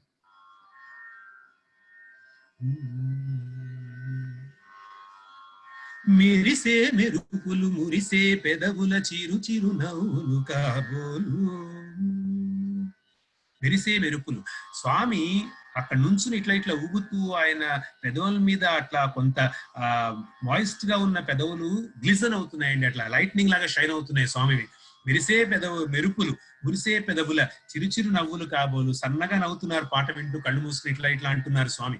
కాబట్టి అది చూస్తుంటే నిజంగా శంకరుడు ఇదే. నాకు ఎప్పుడు కళ్ళు మూసుకుని పాడే అలవాటండి. ఆ రోజు కళ్ళు తెరుచుకుని పాడే ఒక ఇది ఇచ్చారు స్వామిని చూస్తూ పాడుతూ ఉంటే మనసు పులకరించిపోయిందండి. మురిసే మెరుపులు మురిసే పెదవులు చిరుచిరునవ్వులు కాబోలు. ఉరిమే ఉరుములు సరి సరి నటనల సిరి సిరి మూవలు కాబోలు. ఆ ఉరిమే ఉరుములంటే ఏదైతే వెనకాల నుంచి ఒక సౌండ్స్ లాగా వస్తున్నాయో, స్వామి కదులుతున్నప్పుడు అక్కడ మిగతా వాళ్ళు కూర్చున్నప్పుడు ఉరిమే ఉరుములు, మిగతా పాటలు వాయిస్తున్న వాయిద్యాలు కానివ్వండి, ఇవన్నీ ఉరుములు లాంటివి. చుట్టూ ఉరిమే ఉరుములు. కానీ దానికి సరిగ్గా స్వామి ఆయన తాళం వేయడము, ఊగడం చేస్తుంటే సరి నటనల సిరిసిరి మువ్వలు. ఇవన్నీ నీ జగత్తులోని సిరిసిరి మువ్వలు స్వామి, చిన్న చిన్న మువ్వలు ఇవన్నీ. అప్పుడు స్వామి అటు ఇటు ఊగుతున్నారు కదండి. పరవశాన శిరసు గంగా ధరకు జారెన శివగంగా. చూడండి, పరవశాన శిరసుగా ఆయన శిరస్సు అటు ఇటు ఊగుతోంది. ఇంత జుట్టుంది 93లో స్వామికి, ఇంత జటాజూటం. ఆ జుట్టు ఇట్లా ఊగుతూ ఉంటే ధరకు జారెన శివగంగా. మొట్టమొదటి నాకు అనిపించింది, స్వామి కల్పించిన ఆలోచన ఏమిటి అంటే, శివగంగా అంటే నా పేరు శివకుమార్. ఈ నోట్లోంచి ఈ పాటను పలికిస్తున్నది ఎవరు? ఆయనే. కాబట్టి ఎవరి గంగ ప్రసాదించింది? ఆయన నోట్లోంచి, ఆయన పాదాల నుంచి పుట్టిన గంగ. అది మన నోట్లోంచి బయటికి వచ్చి వ్యక్తీకరించేట ఆయన చేస్తున్నారు. కాబట్టి శివగంగ అంటే ఇక్కడ స్పెసిఫిక్ గా అంత కరెక్ట్ గా ప్రతి మాట కూడా ఆ సిచ్యువేషన్ కి తగ్గినట్టు కుదరడం అనేది చూసి నాకు ఎంత ఆనందం కలిగిందంటే నిజంగా. ఆ చివరికి అన్నానండి, నేను పెద్ద పాటగాడిని కాదు, సంగీతం నేర్చుకున్నవాడిని కాదు, వినికిడి సంగీతం నాది. అయితే ఆ పాట పాడేసరికి చివరికి నా గానలహరిడు మురుగంగా ఆనంద వృష్టిని తడవంగా అని పైకి తీసుకెళ్లి ఆపుతాడైనా. ఆ పాటలో బాలసుబ్రహ్మణ్యం గారితో చక్కగా పాడారు. నేను ఆ పైన నోటు సరిగ్గా పాడలేదండి, కొంచెం తగ్గింది. స్వామి అంతా విన్నారు అని బాగుంది అని చెప్పి చిన్నగా ఎంత బ్యూటిఫుల్ గా అందంగా ఆయన నవ్వుతూ మెల్లిగా అన్నారు. చివరికి కొంచెం పైకి తీసుకెళ్తే బాగుండేది అన్నారు స్వామి. చూడండి, ఆయన ఇంప్రూవ్మెంటే చెప్తారు తప్ప ఫీడ్బ్యాక్ సరిగ్గా పాడలేదని ఎప్పుడు చెప్పరు ఆయన.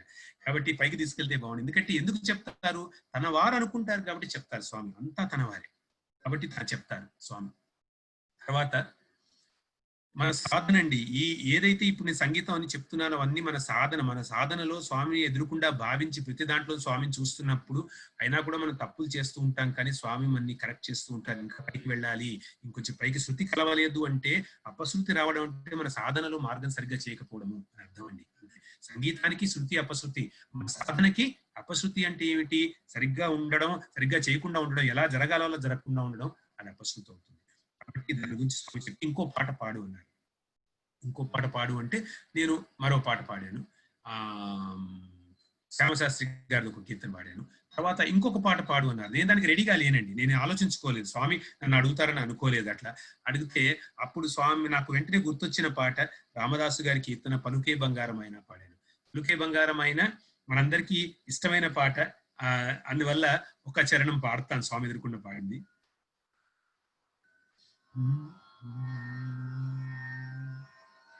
పలుకే బంగారమాయే పిలచిన పలుకవేమి, కలలోని నామస్మరణ మరువ చక్కని స్వామి, పలుకే బంగారమాయేనా. శరణాగత త్రాణ బిరుదాంకితుడవుగద, కరుణించు భద్రాచలవర రామదాస పూజ, పలుకే బంగారమాయన. కోదండ పాణి పలుకే బంగారమాయన. ఈ పాట పాడానండి. ఏమిటి ఇక్కడ స్వామి చెప్పింది? పాట పాడు అని కొసరి మాట్లాడుతున్నారు స్వామి. నేనేం పాడుతున్నాను ఇక్కడ? పలుకే బంగారం ఆయన. ఏంటి స్వామి నాతో మాట్లాడట్లేదు అంటున్నాను. ఇంతకన్నా వెరితనం ఉంటుందండి. కాబట్టి తెలిసి పాడడం అనేది ముఖ్యము. ఇక్కడ స్వామి అన్నారండి, ఇది అయిపోగానే పాట అయిపోయిన వెయిట్ చేసి కూర్చున్నారు, జూలాలో కూర్చుని అన్నారు, బంగారు పలుకేమీ బంగారం కాలేదు, నువ్వు సాయి అని పిలుస్తే నేను ఓయి అని పలుకుతాను, నువ్వు పిలవాలంతే అన్నారు స్వామి. అంటే మన హృదయంలోంచి పిలుపు వెళ్ళట్లేదు కాబట్టి ఆయన నుంచి పలుకు లేదు అని మనకు అనిపిస్తోంది కానివ్వండి, నిజంగా ఆయన ఎప్పుడు రెడీగా ఉన్నారు. ఇలా మనం ఎదురుకుండా ఉండి మాట్లాడుతుంటే కూడా మనం ఎట్లాంటి పాటలు పాడతాం చూడండి. కాబట్టి అప్పటి నుంచి నేను ఒకటి గట్టిగా నాలో నాటుకున్న ఒక మాట ఏమిటి అంటే, స్వామికి మనం కీర్తన పాడడం కానీ మాట మాట్లాడడం కానీ చేస్తే అది స్వామికి అర్పించాలి. స్వామి మనతో ఏ విధంగా ఉన్నారో అది కుదరనప్పుడు స్వామికి మనం అది పాడకూడదు. ఎందుకంటే స్వామి మనకు ఆ స్థితి మనకి లేదు. పాపం రామదాసు గారు 12 సంవత్సరాలు జైల్లో ఉండి చేయని పని కోసం ఆయన ప్రారంభం బట్టి ఆయనకి ఒకటి అనుభవించారు. అప్పుడు ఆయనకి స్వామి పలకట్లేదని అనిపించింది. మనం ఎదుర్కొంటే స్వామి నుంచుని ఏ రాముడైతే ఈ సాయిరాముడు అని మనం భావించామో ఆయన ఈ విధంగా మనతో మాట్లాడుతున్నప్పుడు పలుకే బంగారం ఆయన అంటే ఏం బాగుందండి? ఇదేమి సబబుగా లేదు కదా. కాబట్టి అటువంటి భావాలన్నీ వదిలేసి మనము స్వామికి ఆ విధంగా పాడాలి.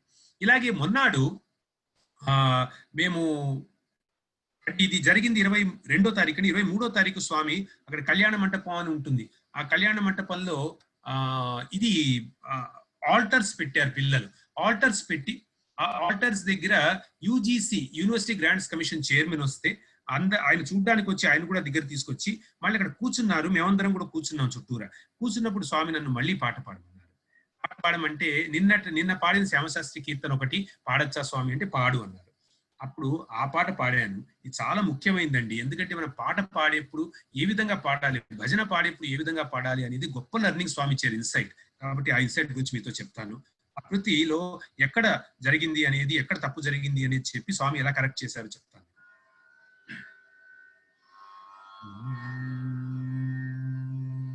సరసిజాసనవాసవశంభునుత చరణ బృహన్నాయకి వేగమే కరుణ జూడు నిన్ను నమ్మినవాడు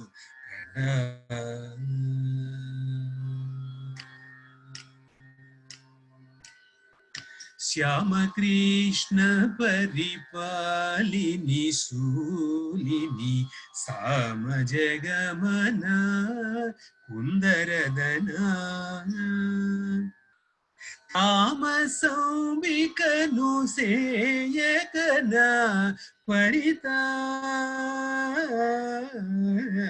అని పాడుతున్నానండి. ఈ విధంగా పాడుతుంటే స్వామి ఆపేశారు. స్వామి ఆపేసి ఎందుకంత దీర్ఘం లాగుతున్నావు, పరితాపము అని అడిగారు. స్వామి తెలియదు స్వామి, నేను అట్లా విన్నాను అందుకని అట్లా పాడుతున్నానంటే అలా దీర్ఘం లాగకూడదు, అర్థం చెడిపోతుంది అని స్వామి అప్పుడు చెప్పారు నాకు. రాగం ఎక్కువ అవుతే రోగం వస్తుంది అని. రాగం ఎక్కువ అవుతే రోగం వస్తుంది అని చెప్తే నేను స్వామి ఏ విధంగా పాడాలంటే స్వామి పాడి వినిపించింది నేను మళ్ళీ పాడి స్వామికి వినిపిస్తే కరెక్ట్ అని ఒప్పుకున్నారు స్వామి. అది మార్చి అంత రాగం లేకుండా పాడడం జరిగిందండి. ఏ విధంగా అంటే తామసోంబికను సేయకన పరితాపములను ఇక పరిహరించి కరుణ జోడు నిన్ను నమ్మిన వాడు.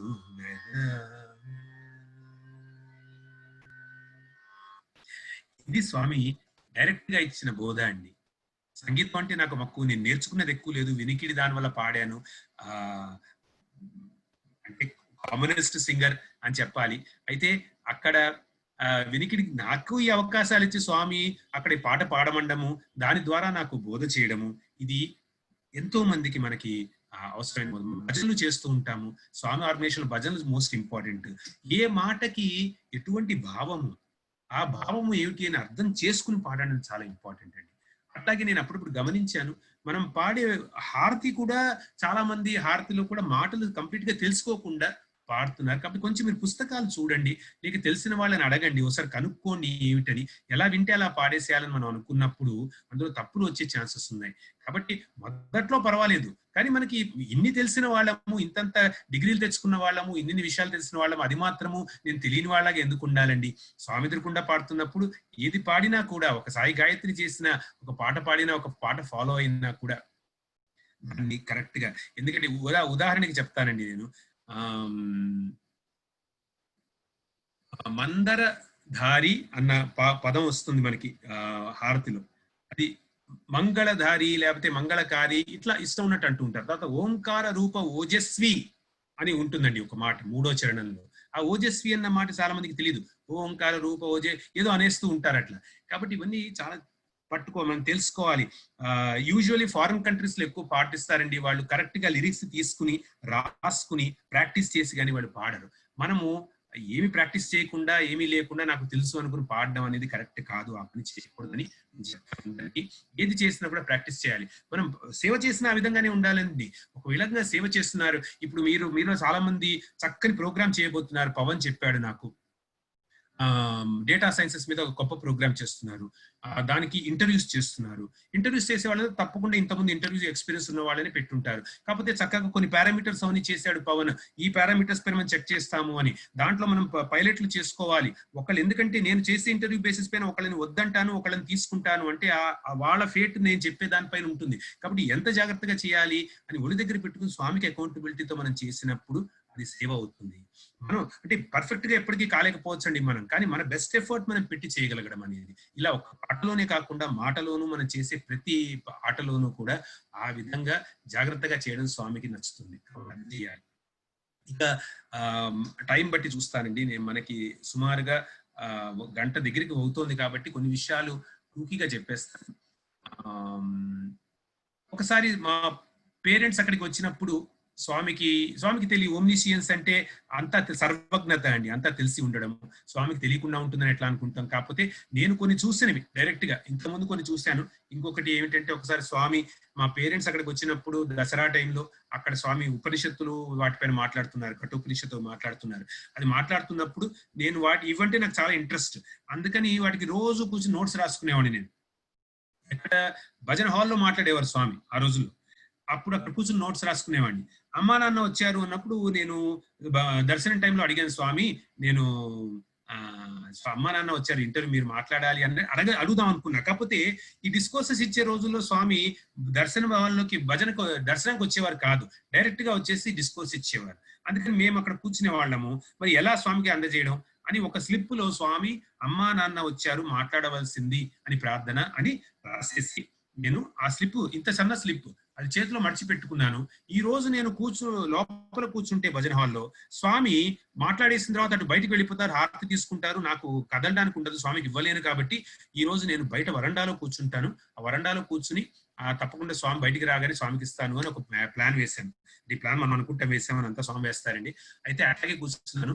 స్వామి అట్లా డిస్కోర్స్ కంప్లీట్ చేసి బయటకు వచ్చారు. చూడండి, మొట్టమొదటి సెల్ఫిష్నెస్. ఎప్పుడైతే మనకి ఒక పని కావాలనుకుంటామో అక్కడ సరిగ్గా ఎదురుకుండా కూర్చుని ఒక స్వాధ్యాయం జరుగుతున్నప్పుడు స్వామి ఉపనిషత్తులు చెప్తున్నప్పుడు ఆ ఉపనిషత్తులు అంత జాగ్రత్తగా వినడం మానేసి ఎప్పుడు మన కోరిక మన మీదకు ఉంటుంది. కాబట్టి కోరిక అనేది చాలా చెడ్డదండి.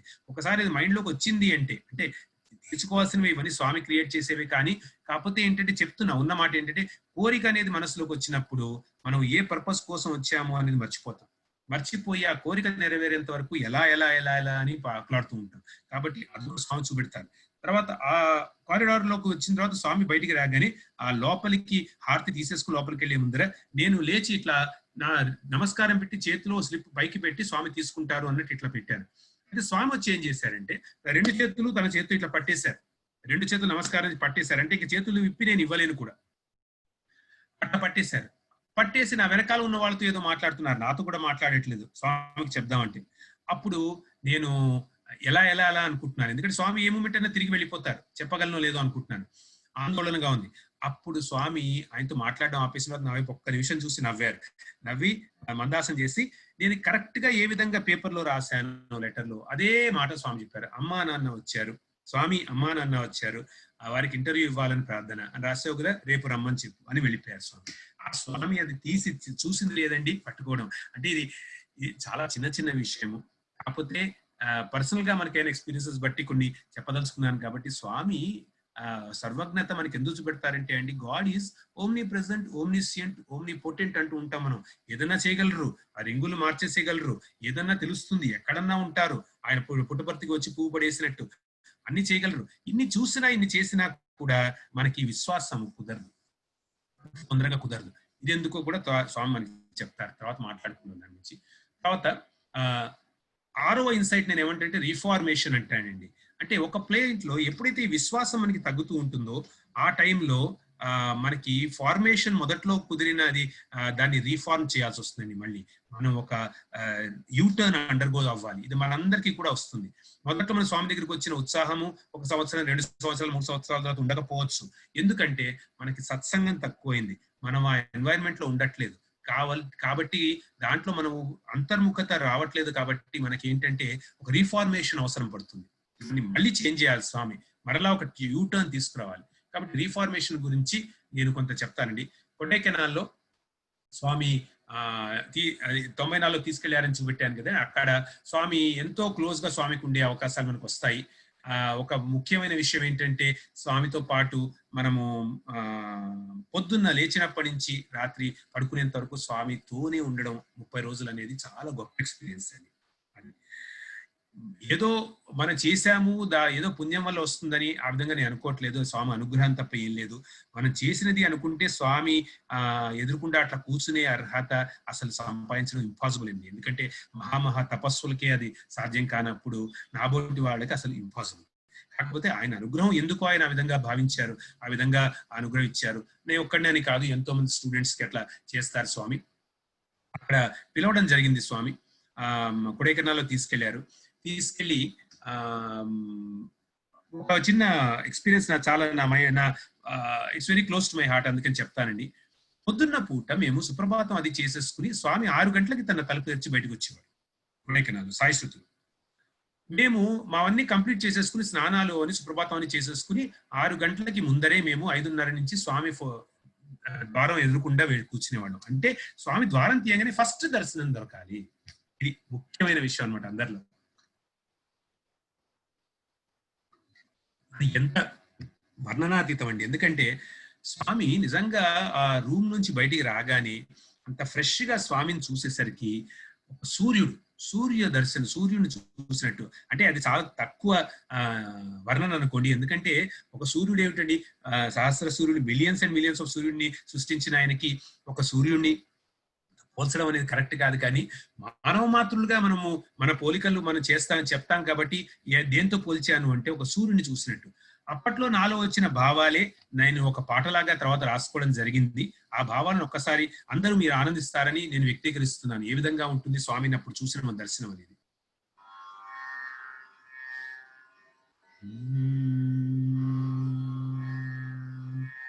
దివ్య భాను తేజుడై దివి భువి సర్వేశుడై నవ్య జగతి రూపు దిద్ద వెడలె సాయి సూర్యుడై.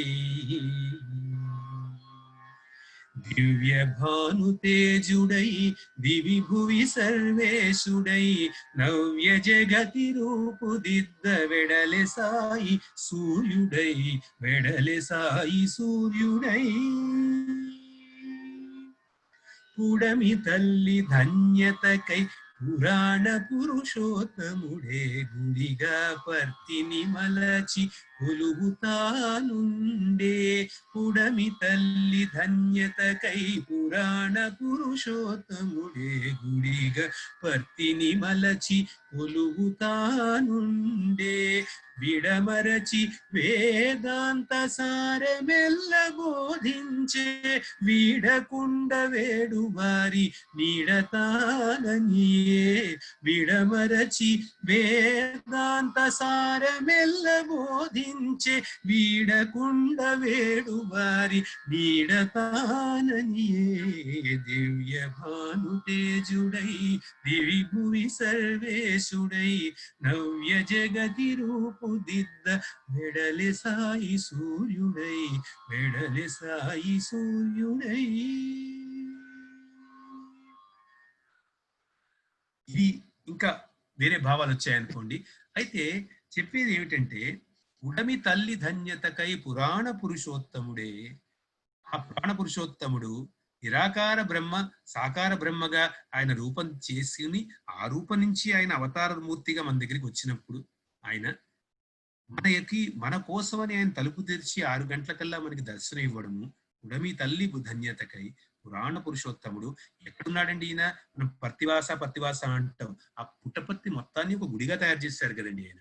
ఆయన గుడిగా పర్తిని మలచి కొలువు తానుండే అక్కడ ఉన్నాడు. ఆయన చెప్పిన మాటలు ఏంటండి మనకి?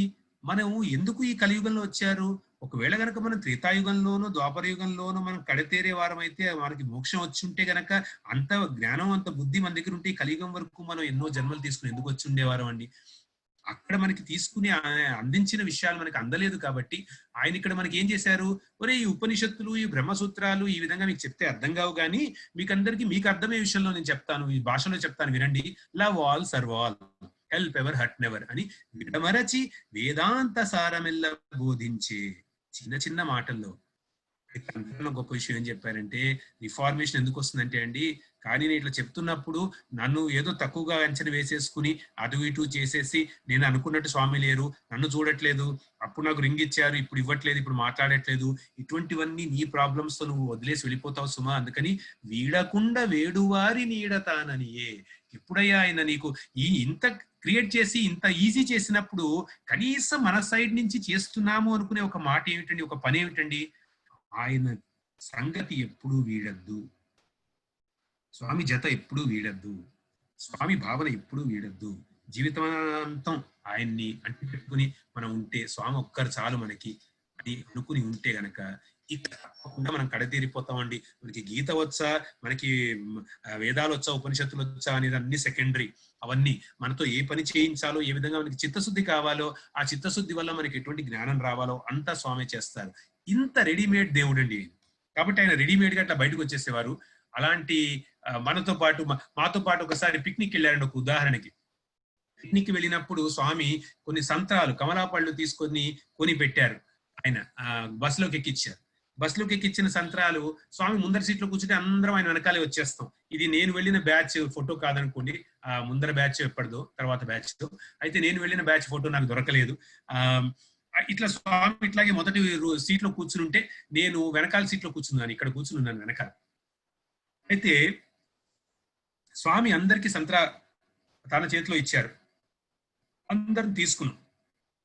అయితే ఒక స్టూడెంట్ కి బస్సు వెళ్తోంది, పిక్నిక్ అన్నమాట, బస్సు వెళ్తోంది. అప్పుడు ఒక మంచి ఐడియా వచ్చింది ఆయనకి, ఆ అబ్బాయికి. వచ్చి ఆ సంత్రా తీసి ఒక తొన ఫస్ట్ తీసి స్వామికి ఇచ్చాడు. స్వామి తీసుకుని నోట్లో పెట్టుకున్నారు. ఎంతో ఆనందం కలిగింది. ఇక ఒక స్టూడెంట్ అట్లా ఒక తొన తీసిస్తే స్వామి తీసుకుని నోట్లో పెట్టుకుంటే మిగతా వాళ్ళు ఊరుకుంటారండి? అందరూ తీయడం మొదలు పెట్టారు. నేను తీశాను వెనకాల. ఈ లోపల 2-3 తొనలు తీసుకున్న తర్వాత స్వామి ఇనఫ్ ఇనఫ్ ఇనఫ్ అన్నారు. ఈ లోపల ఇంకో విషయం నేను గమనించానండి. అందరూ ఆ వెరైటీ ఏదైతే స్వామి తీసుకున్నారో అందులో గింజలు ఉన్నాయి, అందులో సీడ్లెస్ వెరైటీ కాదు. దాంతో స్వామి తన నోట్లో పెట్టుకున్న తొన నుంచి గింజలు తన చేతిలోకి తీసుకుని పట్టుకున్నారు. ఈ కిటికీలు వేసేసి ఉంటాయి. స్వామి యూజువల్లీ ఏంటంటే అండి, ఇక్కడ కర్టెన్స్ కూడా వేసేసి ఉంటాయి, కిటికీలు వేసేసి ఉంటాయి ఆ వెళ్తున్న బస్సుల్లో. కాబట్టి ఆ కిటికీలు వేసేసి ఉండేసరికి స్వామి తీసి ఎట్లా ఎక్కడ పడితే అక్కడ రోడ్డు మీద పడేరు కాబట్టి తన చేతిలోనే పట్టుకున్నారు గింజలు. అది చూసి చాలా ఎవరికి ఇవ్వరు. దాంతో చాలా బాధ అనిపించింది. అవును, స్వామికి ఆయన పరమాత్మ, ఆయనకి ఈ విధంగా ఇవ్వడం ఏంటి, మనము ఈ విధంగా ఇస్తే కష్టం కదా అని నేనేం చేశానంటే అండి, నా తొనలోంచి అప్పటికి స్వామి ఇంకా వద్దు అని చెప్పలేదు కాబట్టి నా తొనలో ఉన్న ఒక గింజ తీసేశాను. కానీ తీసేసి స్వామికి ఇచ్చే ఎంత జాగ్రత్తగా తీసినా కూడా ఎంతో కొంత అది నా కమిలిపోయినట్టు అయింది. అది ఎప్పుడు చూసరికి ఇది స్వామికి ఎట్లా ఇస్తాను నా చేతిలో పట్టుకుని ఉన్నాను. సో మొత్తానికి తొన తీద్దామని స్వామి, నేను అందులోంచి గింజ తీశాను. స్వామికి గింజ ఉండకూడదు అని అనుకున్న భావంతో గింజ తీసి చేతిలో పట్టుకున్నాను. కానీ అప్పటికే స్వామి ఎక్కువ మంది ఇస్తుంటే అన్నారు, ఇంకా ఇవ్వద్దు, I'm not a Kumbhakarna like you, నేను తిననని, కాబట్టి మీరు తినండి అన్నారు స్వామి. అనేసరికి అందరు ఆగిపోయారు. అప్పుడు ఆ టైంలో కొంతసేపు స్వామి అందరినీ భజనలు పాడమన్నారు. భజనలు పాడుతుంటే ఒక 5 నిమిషాలు నేను ఇంకా చేతుల్లోనే పట్టుకున్నాను నా తొనని, తినలేదు. దాంతో స్వామి నా వైపు వెనకాలకి తిరిగారు. తిరిగి నా వైపు ఇట్లా చూసి నవ్వి ఆ చెయ్యి చాచారండి. చెయ్యి చాచి అడిగారు. అది స్వామి చేతిలో పెట్టంగానే ఆ స్వామి తీసుకుని నోట్లో వేసుకుని తిన్నారు. ఇది చాలా గొప్ప విషయం అనిపించింది. ఎందుకంటే ఒక చిన్న మాట, ఒక చిన్న ఆలోచన, ఒక ఒక సామాన్య మానవుడి మనసులో వచ్చినప్పుడు అది కూడా స్వామి నోటీస్ నుంచి వెళ్ళిపోతుంది. అయితే ఎప్పుడైనా దానికి ప్రతిస్పందిస్తారంటే ఏదో ఒక చిన్న స్వామికి ఇది అడ్డుగా ఉండకూడదు, స్వామి కొంచెం సావకాశంగా ఉండాలి, స్వామికి ఈ గింజ అడ్డు రాకూడదు నోట్లో అని ఒక మంచి భావన కలిగి మనం చేసినప్పుడు ఆ మంచితనం మనలో పెరగాలని స్వామి అనుకుంటారు. కాబట్టి ఆ స్వామి తీసుకున్నారండి. అప్పుడు నాకు నిజంగా గుర్తొచ్చింది. ఎందుకంటే అండి ఈ మాట నేను స్వామి ఎదురుకుండా 2011లో అది లాస్ట్ దర్శనం స్వామిది నాకు. 2011లో పూర్ణచంద్ర ఆడిటోరియంలో మేము స్టూడెంట్స్ అందరూ సర్వీస్కి వెళ్ళినప్పుడు డిసెంబర్ 31 ఈవినింగ్, డిసెంబర్ 31 అక్కడ స్వామి ఎదురుకుండా అందరు స్టూడెంట్స్ ఉన్నప్పుడు నాకు మాట్లాడే అవకాశం వచ్చింది. అప్పుడు ఎక్స్పీరియన్స్ షేర్ చేసుకుంటే, ఈ ఎక్స్పీరియన్స్ స్వామి ఎదురుకుండా షేర్ చేసుకుంటే స్వామి చాలా ఆనందించారు. కాబట్టి అక్కడ నేను చెప్పిన మాట ఏమిటి అంటే స్వామి ఎదురుకుండా తొన స్వామికి అందిస్తే స్వామి తీసుకోవడం అనేప్పుడు నాకు శ్రీరాముడికి శబరి తన ఇంగిలితో పండు ఇచ్చిన గుర్తొచ్చింది. ఎందుకంటే ఏంటి ఇది కమిలిపోయిన తొన నేను అందించినది, స్వామికి అది అందించవచ్చా? అందించలేము. కానీ ఏ విధంగా శబరి ఆ రోజులు, అంటే శబరితో మనకి కంపారిజన్ అని కాదండి, ఆవిడ కోసము ఆవిడ తపస్సు చేసిన దానికి ఆవిడ సబూరికి స్వామి నడుచుకుంటూ వెళ్ళి ఆవిడకి మోక్షం ఇచ్చారు. అయితే మన దగ్గరికి కేవలం మనకి డిజర్వ్డ్నెస్ ఉన్నా లేకపోయినా అనుగ్రహంతో స్వామి వచ్చినప్పుడు ఆయన మనలో కొంత మంచి భావాలు ఎక్కడన్నా మెదిలితే, ఒక మంచి భావం మెదిలినా కూడా దానికి ఏ విధంగా ప్రోత్సహిస్తారు అంటే తీసుకుని ఆయన తిన్నప్పుడు నాకు ఆ శబరి ఇన్సిడెంటే గుర్తొచ్చి అక్కడ కలిగిన భావం స్వామి ఎదురకుండా పాడిన ఒక త్యాగరాజ కృతిలోనే ఒక భావం చెప్తారండి. ఏ విధంగా శబరిని స్వామి గురించారు అని. కీర్తన ఆ శబరి గురించి ఆయన చెప్పారు. ఎంత వర్ణింతును శబరి భాగ్యము, శబరి భాగ్యం నేను ఎట్లా వర్ణించను అంటారు త్యాగరాజ స్వామి. ఎందుకంటే దాంతలు వరకాంతలు జగమంత నిండి ఉండగా, ఎంతో వేదాంతులు గొప్పవారు, పెద్ద మహామహోన్నతులైన ఆడవారు, చదువుకున్నవారు, కవిత్రులు వీరందరూ ప్రపంచంలో ఉండగా వారెవ్వరూ కాకుండా, వారెవ్వరి దర్శనం ఇవ్వడానికి వెళ్లకుండా అండి స్వామి రాముడు ఆయన చదువుకోని ఒక వ్యక్తి, ఒక గిరిజన బాల అనండి, ఇంకేమీ తెలియదు ఆవిడికి, భక్తి అంటే తెలియదు, జ్ఞానం అంటే తెలియదు, ఏమీ తెలియదు, కేవలము రాముడి కోసం వెయిట్ చేయడం మాత్రం తెలుసండి ఆవిడికి. ఇంకా ఏమీ లేదు ఆవిడికి లైఫ్ లో, రాముడి కోసమే జీవితం అంతా వెయిట్ చేసింది. ఆ వెయిట్ చేసేదాన్ని పేషెన్స్ సబూరి అంటారు. అందుకని ఆవిడ పేరు శబరి అని వచ్చింది అని నేను అనుకుంటున్నానండి. సబూరి ఆవిడ చూపెట్టింది, శ్రద్ధ సబూరి అని చెప్తారు సిద్ధి సాయి అవతారం. కాబట్టి ఆ సబూరి ఉండాలి. ఉన్నప్పుడు ఎంతమంది ఉన్నా కూడా వారందరినీ కాకుండా, తెలిసిన వారని కాకుండా వీరి దగ్గరికి నడుచుకుంటూ వెళ్ళేవరామా, ఎంతని నేను వర్ణింతును శబరి భాగ్యము. ఆ రోజు నిజంగా జరిగిన విషయం ఏంటండి, అక్కడికి వెళ్ళి నడుచుకుంటూ వెళ్ళేసరికి ఆవిడికి అప్పటికే తల పండిపోయింది, నడుము వంగిపోయింది, ఆ రాముడి పాదాలు చూస్తూ ఉంటండి కళ్ళు నుంచి నీళ్లు తిరిగి వస్తున్నాయి, తల ఎత్తి ఆ నగువమ్ము కూడా చూడలేదు ఆవిడ. అటువంటి పరిస్థితుల్లో ఆవిడ ఉంది.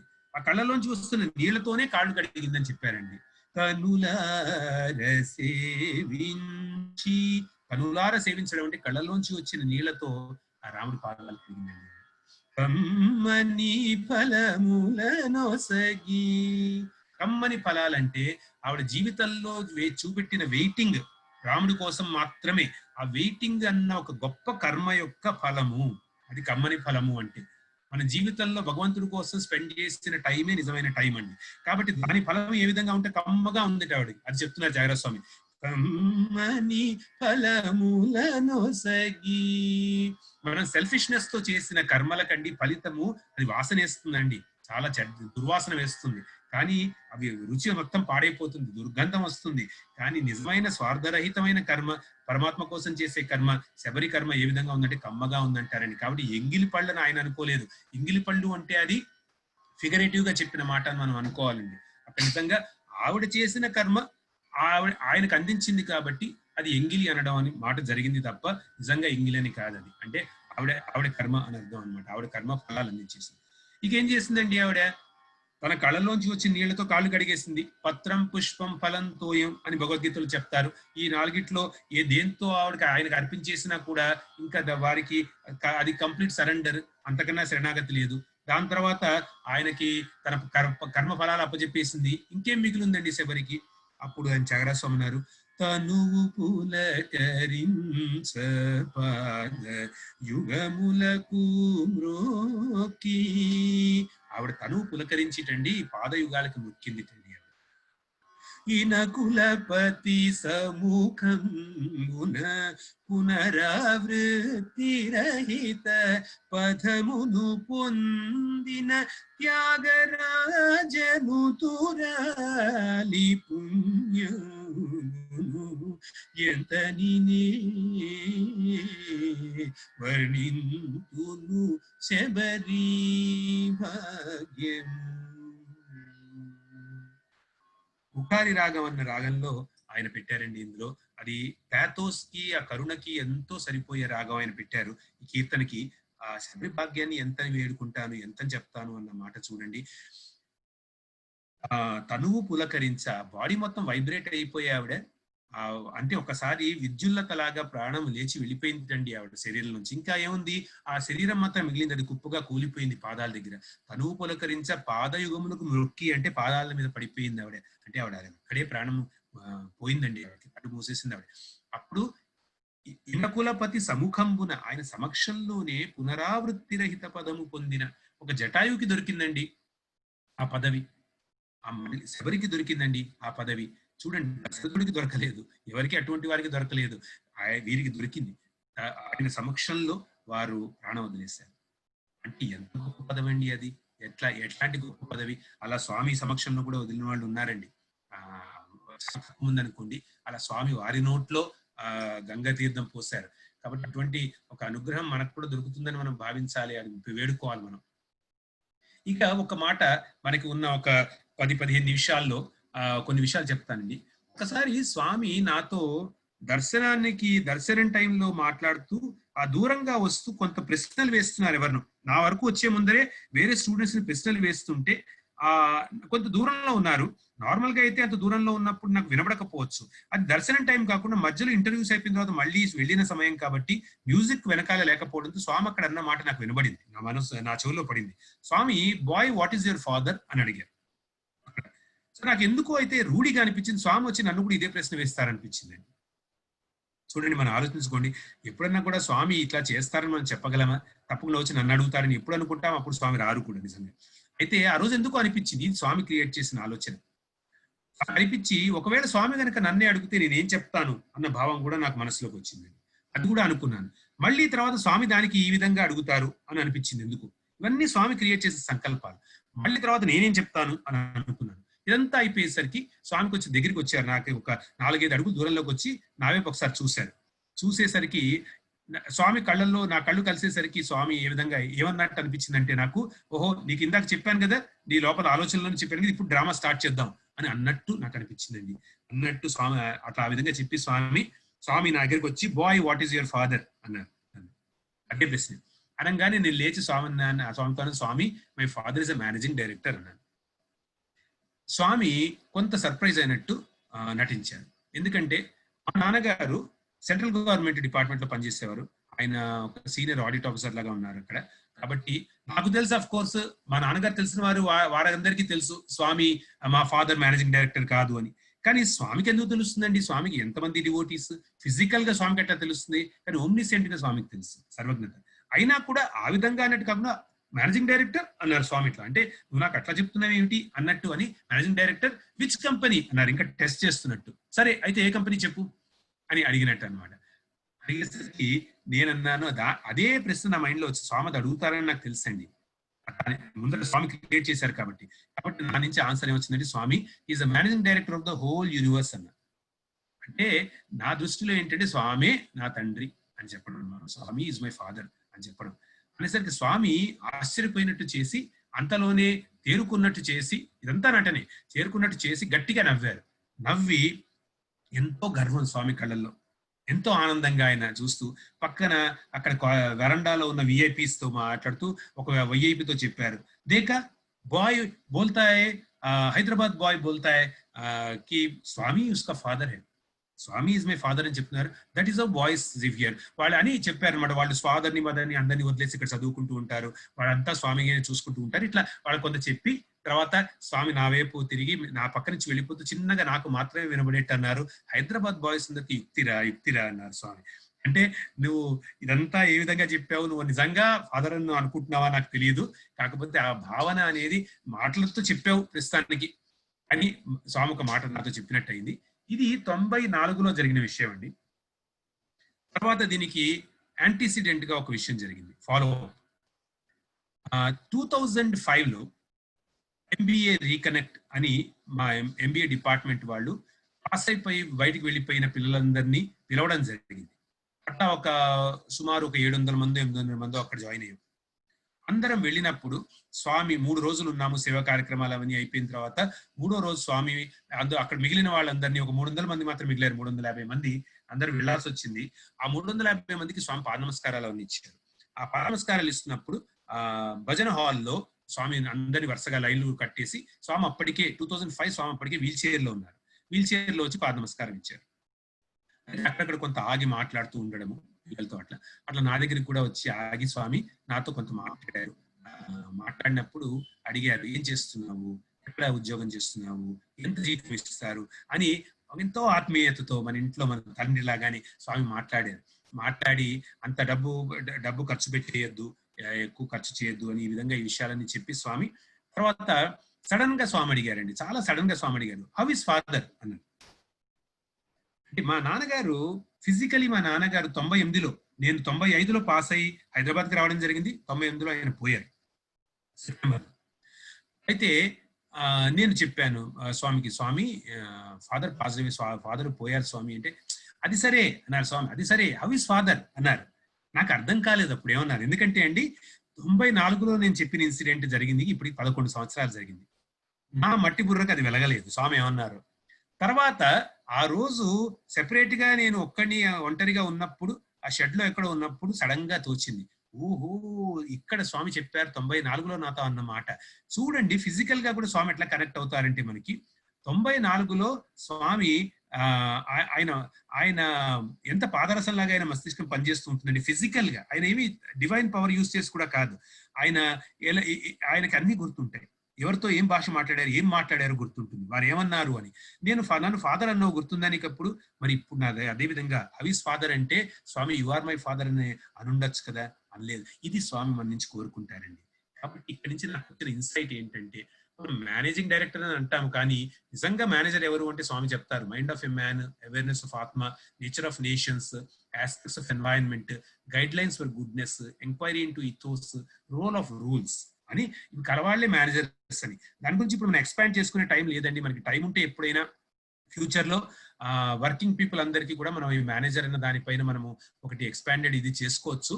అయితే ఈ విధంగా స్వామి మనందరితో కనెక్ట్ అయినప్పుడు ఏ విధంగా స్వామి కనెక్టెడ్ ఉండాలంటే, స్వామి మనకి ఎటువంటి ఒక ఎక్స్పీరియన్స్ ఇచ్చారో ఆ ఎక్స్పీరియన్స్ తో స్వామి కనెక్ట్ అవ్వాలండి.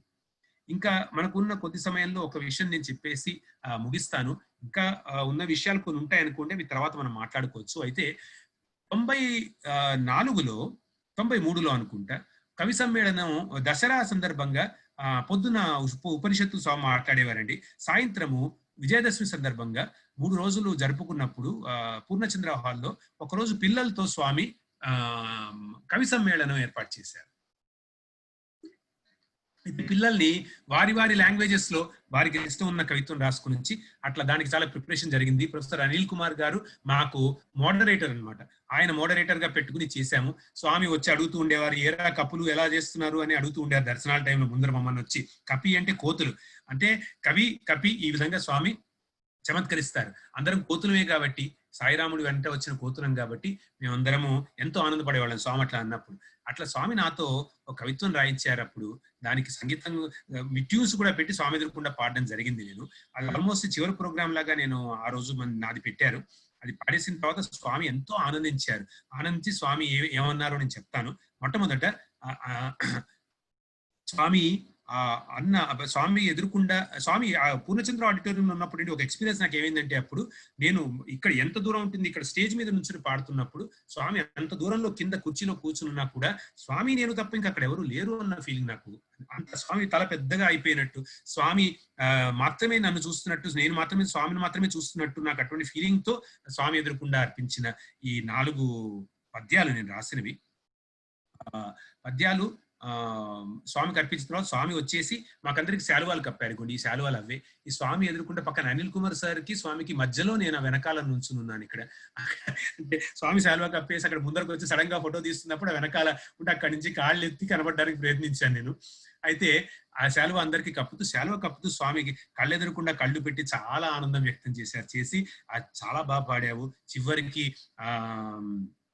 పైకి తీసుకెళ్లి చక్కగా ఆపావు అని స్వామి చెప్పిన మాటలు ఇప్పటికీ నా చెవుల్లో మారుమోగుతాయి. కాబట్టి చివరి అంశం లాగా అది స్వామి ఎదురకుండా చెప్పింది నేను క్లుప్తంగా మీ ముందు ఉంచుతాను.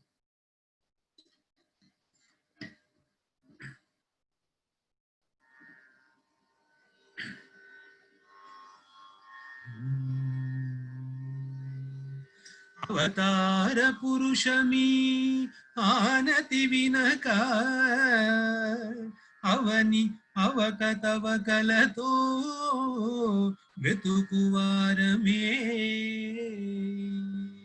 అవగుణములు హృదిని చేర్చి భవము వీడక అవకాశము జార విడుచు నిర్భాగ్యులమే అయినా మేము మీ వారమే. స్వామికి ఇది పర్టికులర్లీ చాలా నచ్చిందండి. ఏ విధంగా ఎన్ని అవతవక్కలు మాకు ఉన్నా కూడా స్వామి అయినా మేము మీ వారమే, అయినా ఈ శీర్షిక పేరే, దీని పేరే శీర్షిక అయినా మేము మీ వారమే అని పెట్టుకున్నాను ఆ రోజు.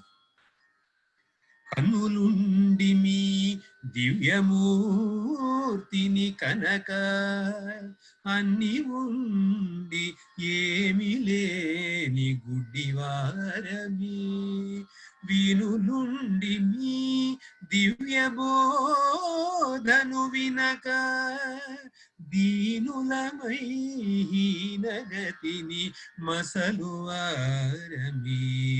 అయినా మేము మీ వారమే. నిన్నటి ఆలోచనలతో రేపటి ఊహలతోను నిన్నగు మీ సమక్షమును మరచువారమే అన్ని మీరనుచూ పల్కులేనో పల్కినను ఇన్ని వివిధ భ్రాంతులతో మెలగువారమే అయినా మేము మీ వారమే అయినా మేము మీ వారమే. లోరిపులను పట్టలేక లోకమునందును లోకేశుని లీల ఎరుగలేని వారమే సత్య సాయీశ్వరా సత్య సాయీశ్వరా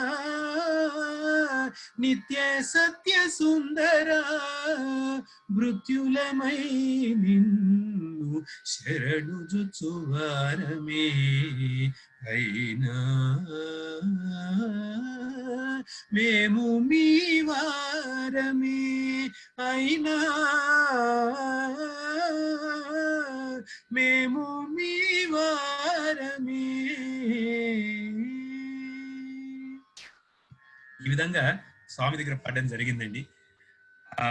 ఇట్లాంటి ఇంకా కొన్ని ఎక్స్పీరియన్సెస్ ఉన్నాయి. అయితే ఈ ఎక్స్పీరియన్సెస్ ఏవి కూడా మోస్ట్ హ్యాపెనింగ్ లేకపోతే అక్కడ చాలా విషయం జరిగిపోయిందని కాదండి. నా ముఖ్యమైన ఉద్దేశం ఏంటంటే అందరికీ ఎక్స్పీరియన్సెస్ ఉన్నాయి. ఆ జరిగిన ఎక్స్పీరియన్సెస్ లోంచి కొన్ని ఇన్సైట్స్ నాకు ఏమొచ్చాయో అది ఈ రోజు ఈ అవకాశం స్వామి ఇచ్చారు కాబట్టి మీతో షేర్ చేసుకోవాలనుకుంటున్నాను. ఎప్పుడున్నా కూడా అవకాశం అంటూ ఉంటే మిగతా కొన్ని ఏమన్నా స్వామి కల్పించి షేర్ చేసుకుంటాను. ఇక్కడతో ఇక్కడ నా చెప్పేది నేను ఆపుతాను. ఎవరికన్నా గనక ఏమన్నా ఇటువంటి ప్రశ్నలు లేకపోతే ఏమన్నా చెప్పాల్సినవి గనక ఉంటే అది మనం తీసుకోవచ్చు. 5-6 నిమిషాలు దాని తర్వాత క్లోజ్ చేసుకోవచ్చు.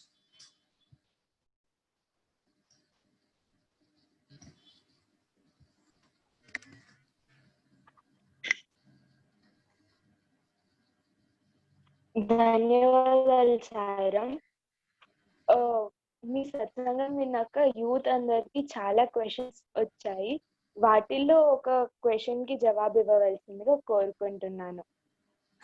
యూత్ అనగానే చాలా ఎక్స్పెక్టేషన్స్, ఆస్పిరెంట్స్ గా ఉంటారు. సక్సెస్, ఎగ్జామ్స్, జాబ్స్ అలా అన్ని ఉన్నప్పుడు స్వామిని సెల్ఫ్లెస్ గా ఎలా ప్రే చేస్తారు అని. స్వామిని సెల్ఫ్లెస్ గా ఎలా ప్రే చేస్తారు? సో ప్రశ్న ఏంటంటే, యూత్ అంటే వారు ఉన్న ఏజ్ బట్టి, ఆ వయస్సు బట్టి, వారికి లైఫ్ ఉన్న రెస్పాన్సిబిలిటీస్ బట్టి వారు సాధించవలసింది చాలా ఉంది. కాబట్టి ఆ సాధించడానికి వారికి అంబిషన్స్ ఉంటాయి, ఆస్పిరేషన్స్ ఉంటాయి. దానికోసం ధ్యేయాలు ఉంటాయి, గోల్స్ అంటాం మనము, అవన్నీ ఉంటాయి. అవన్నీ సాధించవలసిందే. కాబట్టి అవి ఉన్నప్పుడు సెల్ఫ్లెస్ గా ఎట్లా ఉండగలరు వారు అన్న ప్రశ్న వచ్చింది. మంచి ప్రశ్న. సెల్ఫ్లెస్ అంటే మనకై మనం ఏది కోరుకోకూడదు అన్న మాట కాదండి. మనకై మనం ఏది కోరుకోకూడదు అనుకునేది కాదు. అది ఆ స్థితి కలిగినప్పుడు అది ఆటోమేటిక్ గా మనకి అటువంటి భావాలు వస్తాయని నేను అనుకుంటున్నాను. మొట్టమొదట అందరము సెల్ఫిష్ గా వెళ్ళేవాళ్ళని స్వామి దగ్గరికి. ఇప్పటికీ మనలో చాలా సెల్ఫిష్ భావాలు ఉంటాయి. అయితే ఆ సెల్ఫిష్ భావాలు కూడా స్వామికి అర్పించడం మనం నేర్చుకోవాలి. ఉదాహరణకి యూత్ లో ఎవరికన్నా కూడా నేను ఉద్యోగం రావాలి స్వామి, నాకు ఉద్యోగం కావాలి స్వామి అంటే స్వామి కోసం ఉద్యోగం ప్రార్థన చేసుకోవడం తప్పేం లేదు. చక్కని ఉద్యోగం కావాలి అని ప్రార్థన చేసుకోవచ్చు. అయితే 2 విషయాలు మనం గమనించాలి. ఒకటి, నేను అడుగుతున్నది ధర్మంగానే ఉందా? అంటే నా ప్రయత్నం నేను చేస్తున్నానా, లేక వేరే వాళ్ళతో ఎవరన్నా కొంచెం బ్రైబ్ అది చేయడానికి ప్రయత్నిస్తున్నానా, నేను దానికి ఇనఫ్ ఎఫర్ట్ పెట్టుకున్నానా, నాకు ఎంత స్తోమత ఉంది, కేపబిలిటీ ఉంది, ఆ కేపబిలిటీ బట్టి ఆలోచిస్తున్నానా, నా కేపబిలిటీ కన్నా ఎక్కువ ఆలోచిస్తున్నానా, బియాండ్ ఆలోచిస్తున్నానా, ఇటువంటివి మనం నిశ్చయించుకోవాల్సింది ఒకటి ఉంటుంది. అది చాలా ఇంపార్టెంట్. ఒకవేళ మీకు ఇవన్నీ సత్సంగంలో ఉండడం వల్ల వస్తాయండి సరైన ఆలోచనలు. సత్సంగత్వే నిస్సంగత్వం, నిస్సంగత్వే నిర్మోహత్వం, నిర్మోహత్వే నిశ్చలతత్వం. నిశ్చలతత్వం అంటే స్టడీ మైండ్. మనందరికీ స్టడీ మైండ్ కావాలి. జంప్స్ బంప్స్ ఉన్న మైండ్ కష్టం. జంప్స్ బంప్స్ ఉన్నప్పుడే మనకి అనుమానాలు అవన్నీ వస్తూ ఉంటాయి. కాబట్టి అనుమానాలు లేకుండా విశ్వాసం ఉండి స్వామి మార్గంలో వెళ్ళాలి అంటే ఎక్కువ మీరు వినడము, సత్సంగంలోకి, సేవా కార్యక్రమంలోకి రావడము, భజనలో పాల్గొనడము, వినడం చెయ్యండి, శ్రవణం చెయ్యండి. చాలా ఇంపార్టెంట్. ఇప్పుడు సంపూర్ణ సమర్పణ ప్రోగ్రామ్ లాగా ఇది అవుతున్నది. వేరే వారి ఎక్స్పీరియన్సెస్ వింటున్నప్పుడు అయ్యో వీరికి జరిగింది నాకు జరగట్లేదు ఏమిటి అన్నప్పుడు మనలోని ఒక భావం తొంగి చూస్తోందండి. అది కరెక్ట్ కాదు. దాన్ని పక్కన పెట్టాలి మనం. వీరు సామాన్యులు. వీరికి జరిగినప్పుడు స్వామి నా మీద ఎందుకు తప్పకుండా చేస్తారు, స్వామి నాతో కూడా ఉన్నారు, నా దగ్గరే ఉన్నారు అన్న గట్టి సంకల్పం. కాబట్టి అది రెండోది. మొట్టమొదటిది నేను సరిగ్గా పెడుతున్నాను ఎఫర్ట్ అని అనుకోవడం. రెండోది స్వామి నాతో ఎప్పుడు ఉన్నారు అన్న భావం కలిగి ఉండడం. ఇవి కలిగి ఉన్నప్పుడు మీరు ఏ డిజైర్ అన్నా పెట్టుకోండి, పర్వాలేదు, వాటిని చేయండి. స్వామి ఒక స్థితి మీకు కూడా జీవితంలో సర్వీస్ సరిగ్గా చేయాలి, ఒక స్థితి కావాలి. స్థితి గతి ఇంపార్టెంట్ అని చెప్తారు స్వామి. ఆ స్థితి గతి దొరికినప్పుడు చక్కగా మీరు చేయగలరు. అయితే అత్యాశ, దురాశ అనేది లేకుండా మనం జాగ్రత్తగా ఉండాలంటే ఎంత డబ్బు వస్తే అంత డబ్బుకి మనము పని చేస్తున్నామా లేదా అని ఆలోచించమన్నారు స్వామి. కాంట్రిబ్యూషన్, కన్జంప్షన్ అని 2 మాటలు ఉన్నాయి ఇంగ్లీష్ లో. మనం ఎంత కన్జ్యూమ్ చేస్తున్నామో, ఉద్యోగం మనకి ఈ ఉద్యోగం చేస్తున్నప్పుడు ఇంత వాళ్ళు శాలరీ మనకి ఇస్తున్నప్పుడు, ఇంత ఎక్స్పీరియన్స్ ఇస్తున్నప్పుడు దానికి సరైనది నేను కాంట్రిబ్యూట్ చేస్తున్నాను లేదా అని అడగడం మనందరికీ ముఖ్యమైన గోల్ అని చెప్తారు స్వామి. కాబట్టి ఇటువంటి భావాలు ఇవి స్వామి చెప్పిన మాటలు వదలకుండా మనం జాగ్రత్తగా ఉన్నప్పుడు అండి మనం బాగుంటాం, మన ఆర్గనైజేషన్స్ బాగుంటాయి, దేశం బాగుంటుంది, ప్రపంచమే బాగుంటుంది. ఇది నాకు అనిపించే భావం. యూత్ ఐడియా, గోల్స్ ఉండడంలో, కోరికలు ఉండడంలోని ఏం తప్పు లేదండి. కాకపోతే అనవసరమైన కోరికలు ఉండకూడదు. స్వామికి ఎప్పుడన్నా స్వామిని కోరుకున్నప్పుడు, స్వామి దాన్ని అనుగ్రహించినప్పుడు స్వామికి థ్యాంక్స్ చెప్పడం, కంటెంట్మెంట్ అనేది రావాలి. స్వామి ఎంత చేశారు మనకని గ్రాటిట్యూడ్ ఉండాలి. ఇది చాలా important.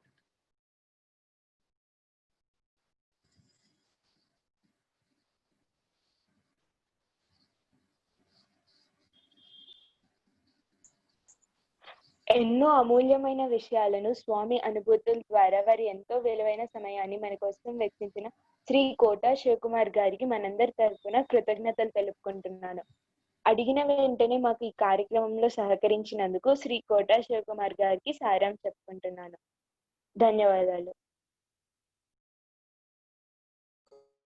Sairam will conclude with 3 times Omkaram and 3 times Samastaloka Sukhna Bhavantu. Om.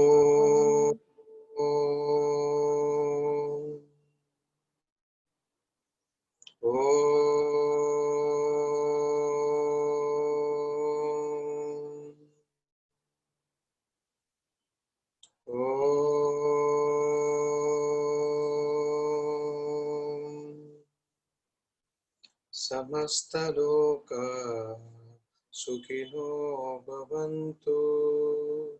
Samastaloka Sukhino Bhavantu.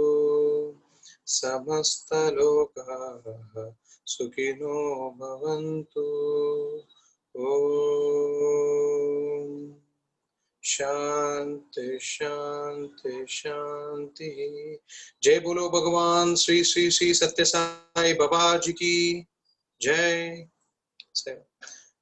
Sairam brothers and sisters, అందరు యూత్ కి రిక్వెస్ట్ ఏంటంటే నెక్స్ట్ రాబోయే 4th సాటర్డే మన 7 to 8 మన డిస్ట్రిక్ట్ యూత్ భజన్ ఉంది. దయచేసి అందరు తప్పకుండా జాయిన్ అవ్వవలసిందిగా కోరుకుంటున్నాను. సైరామ్.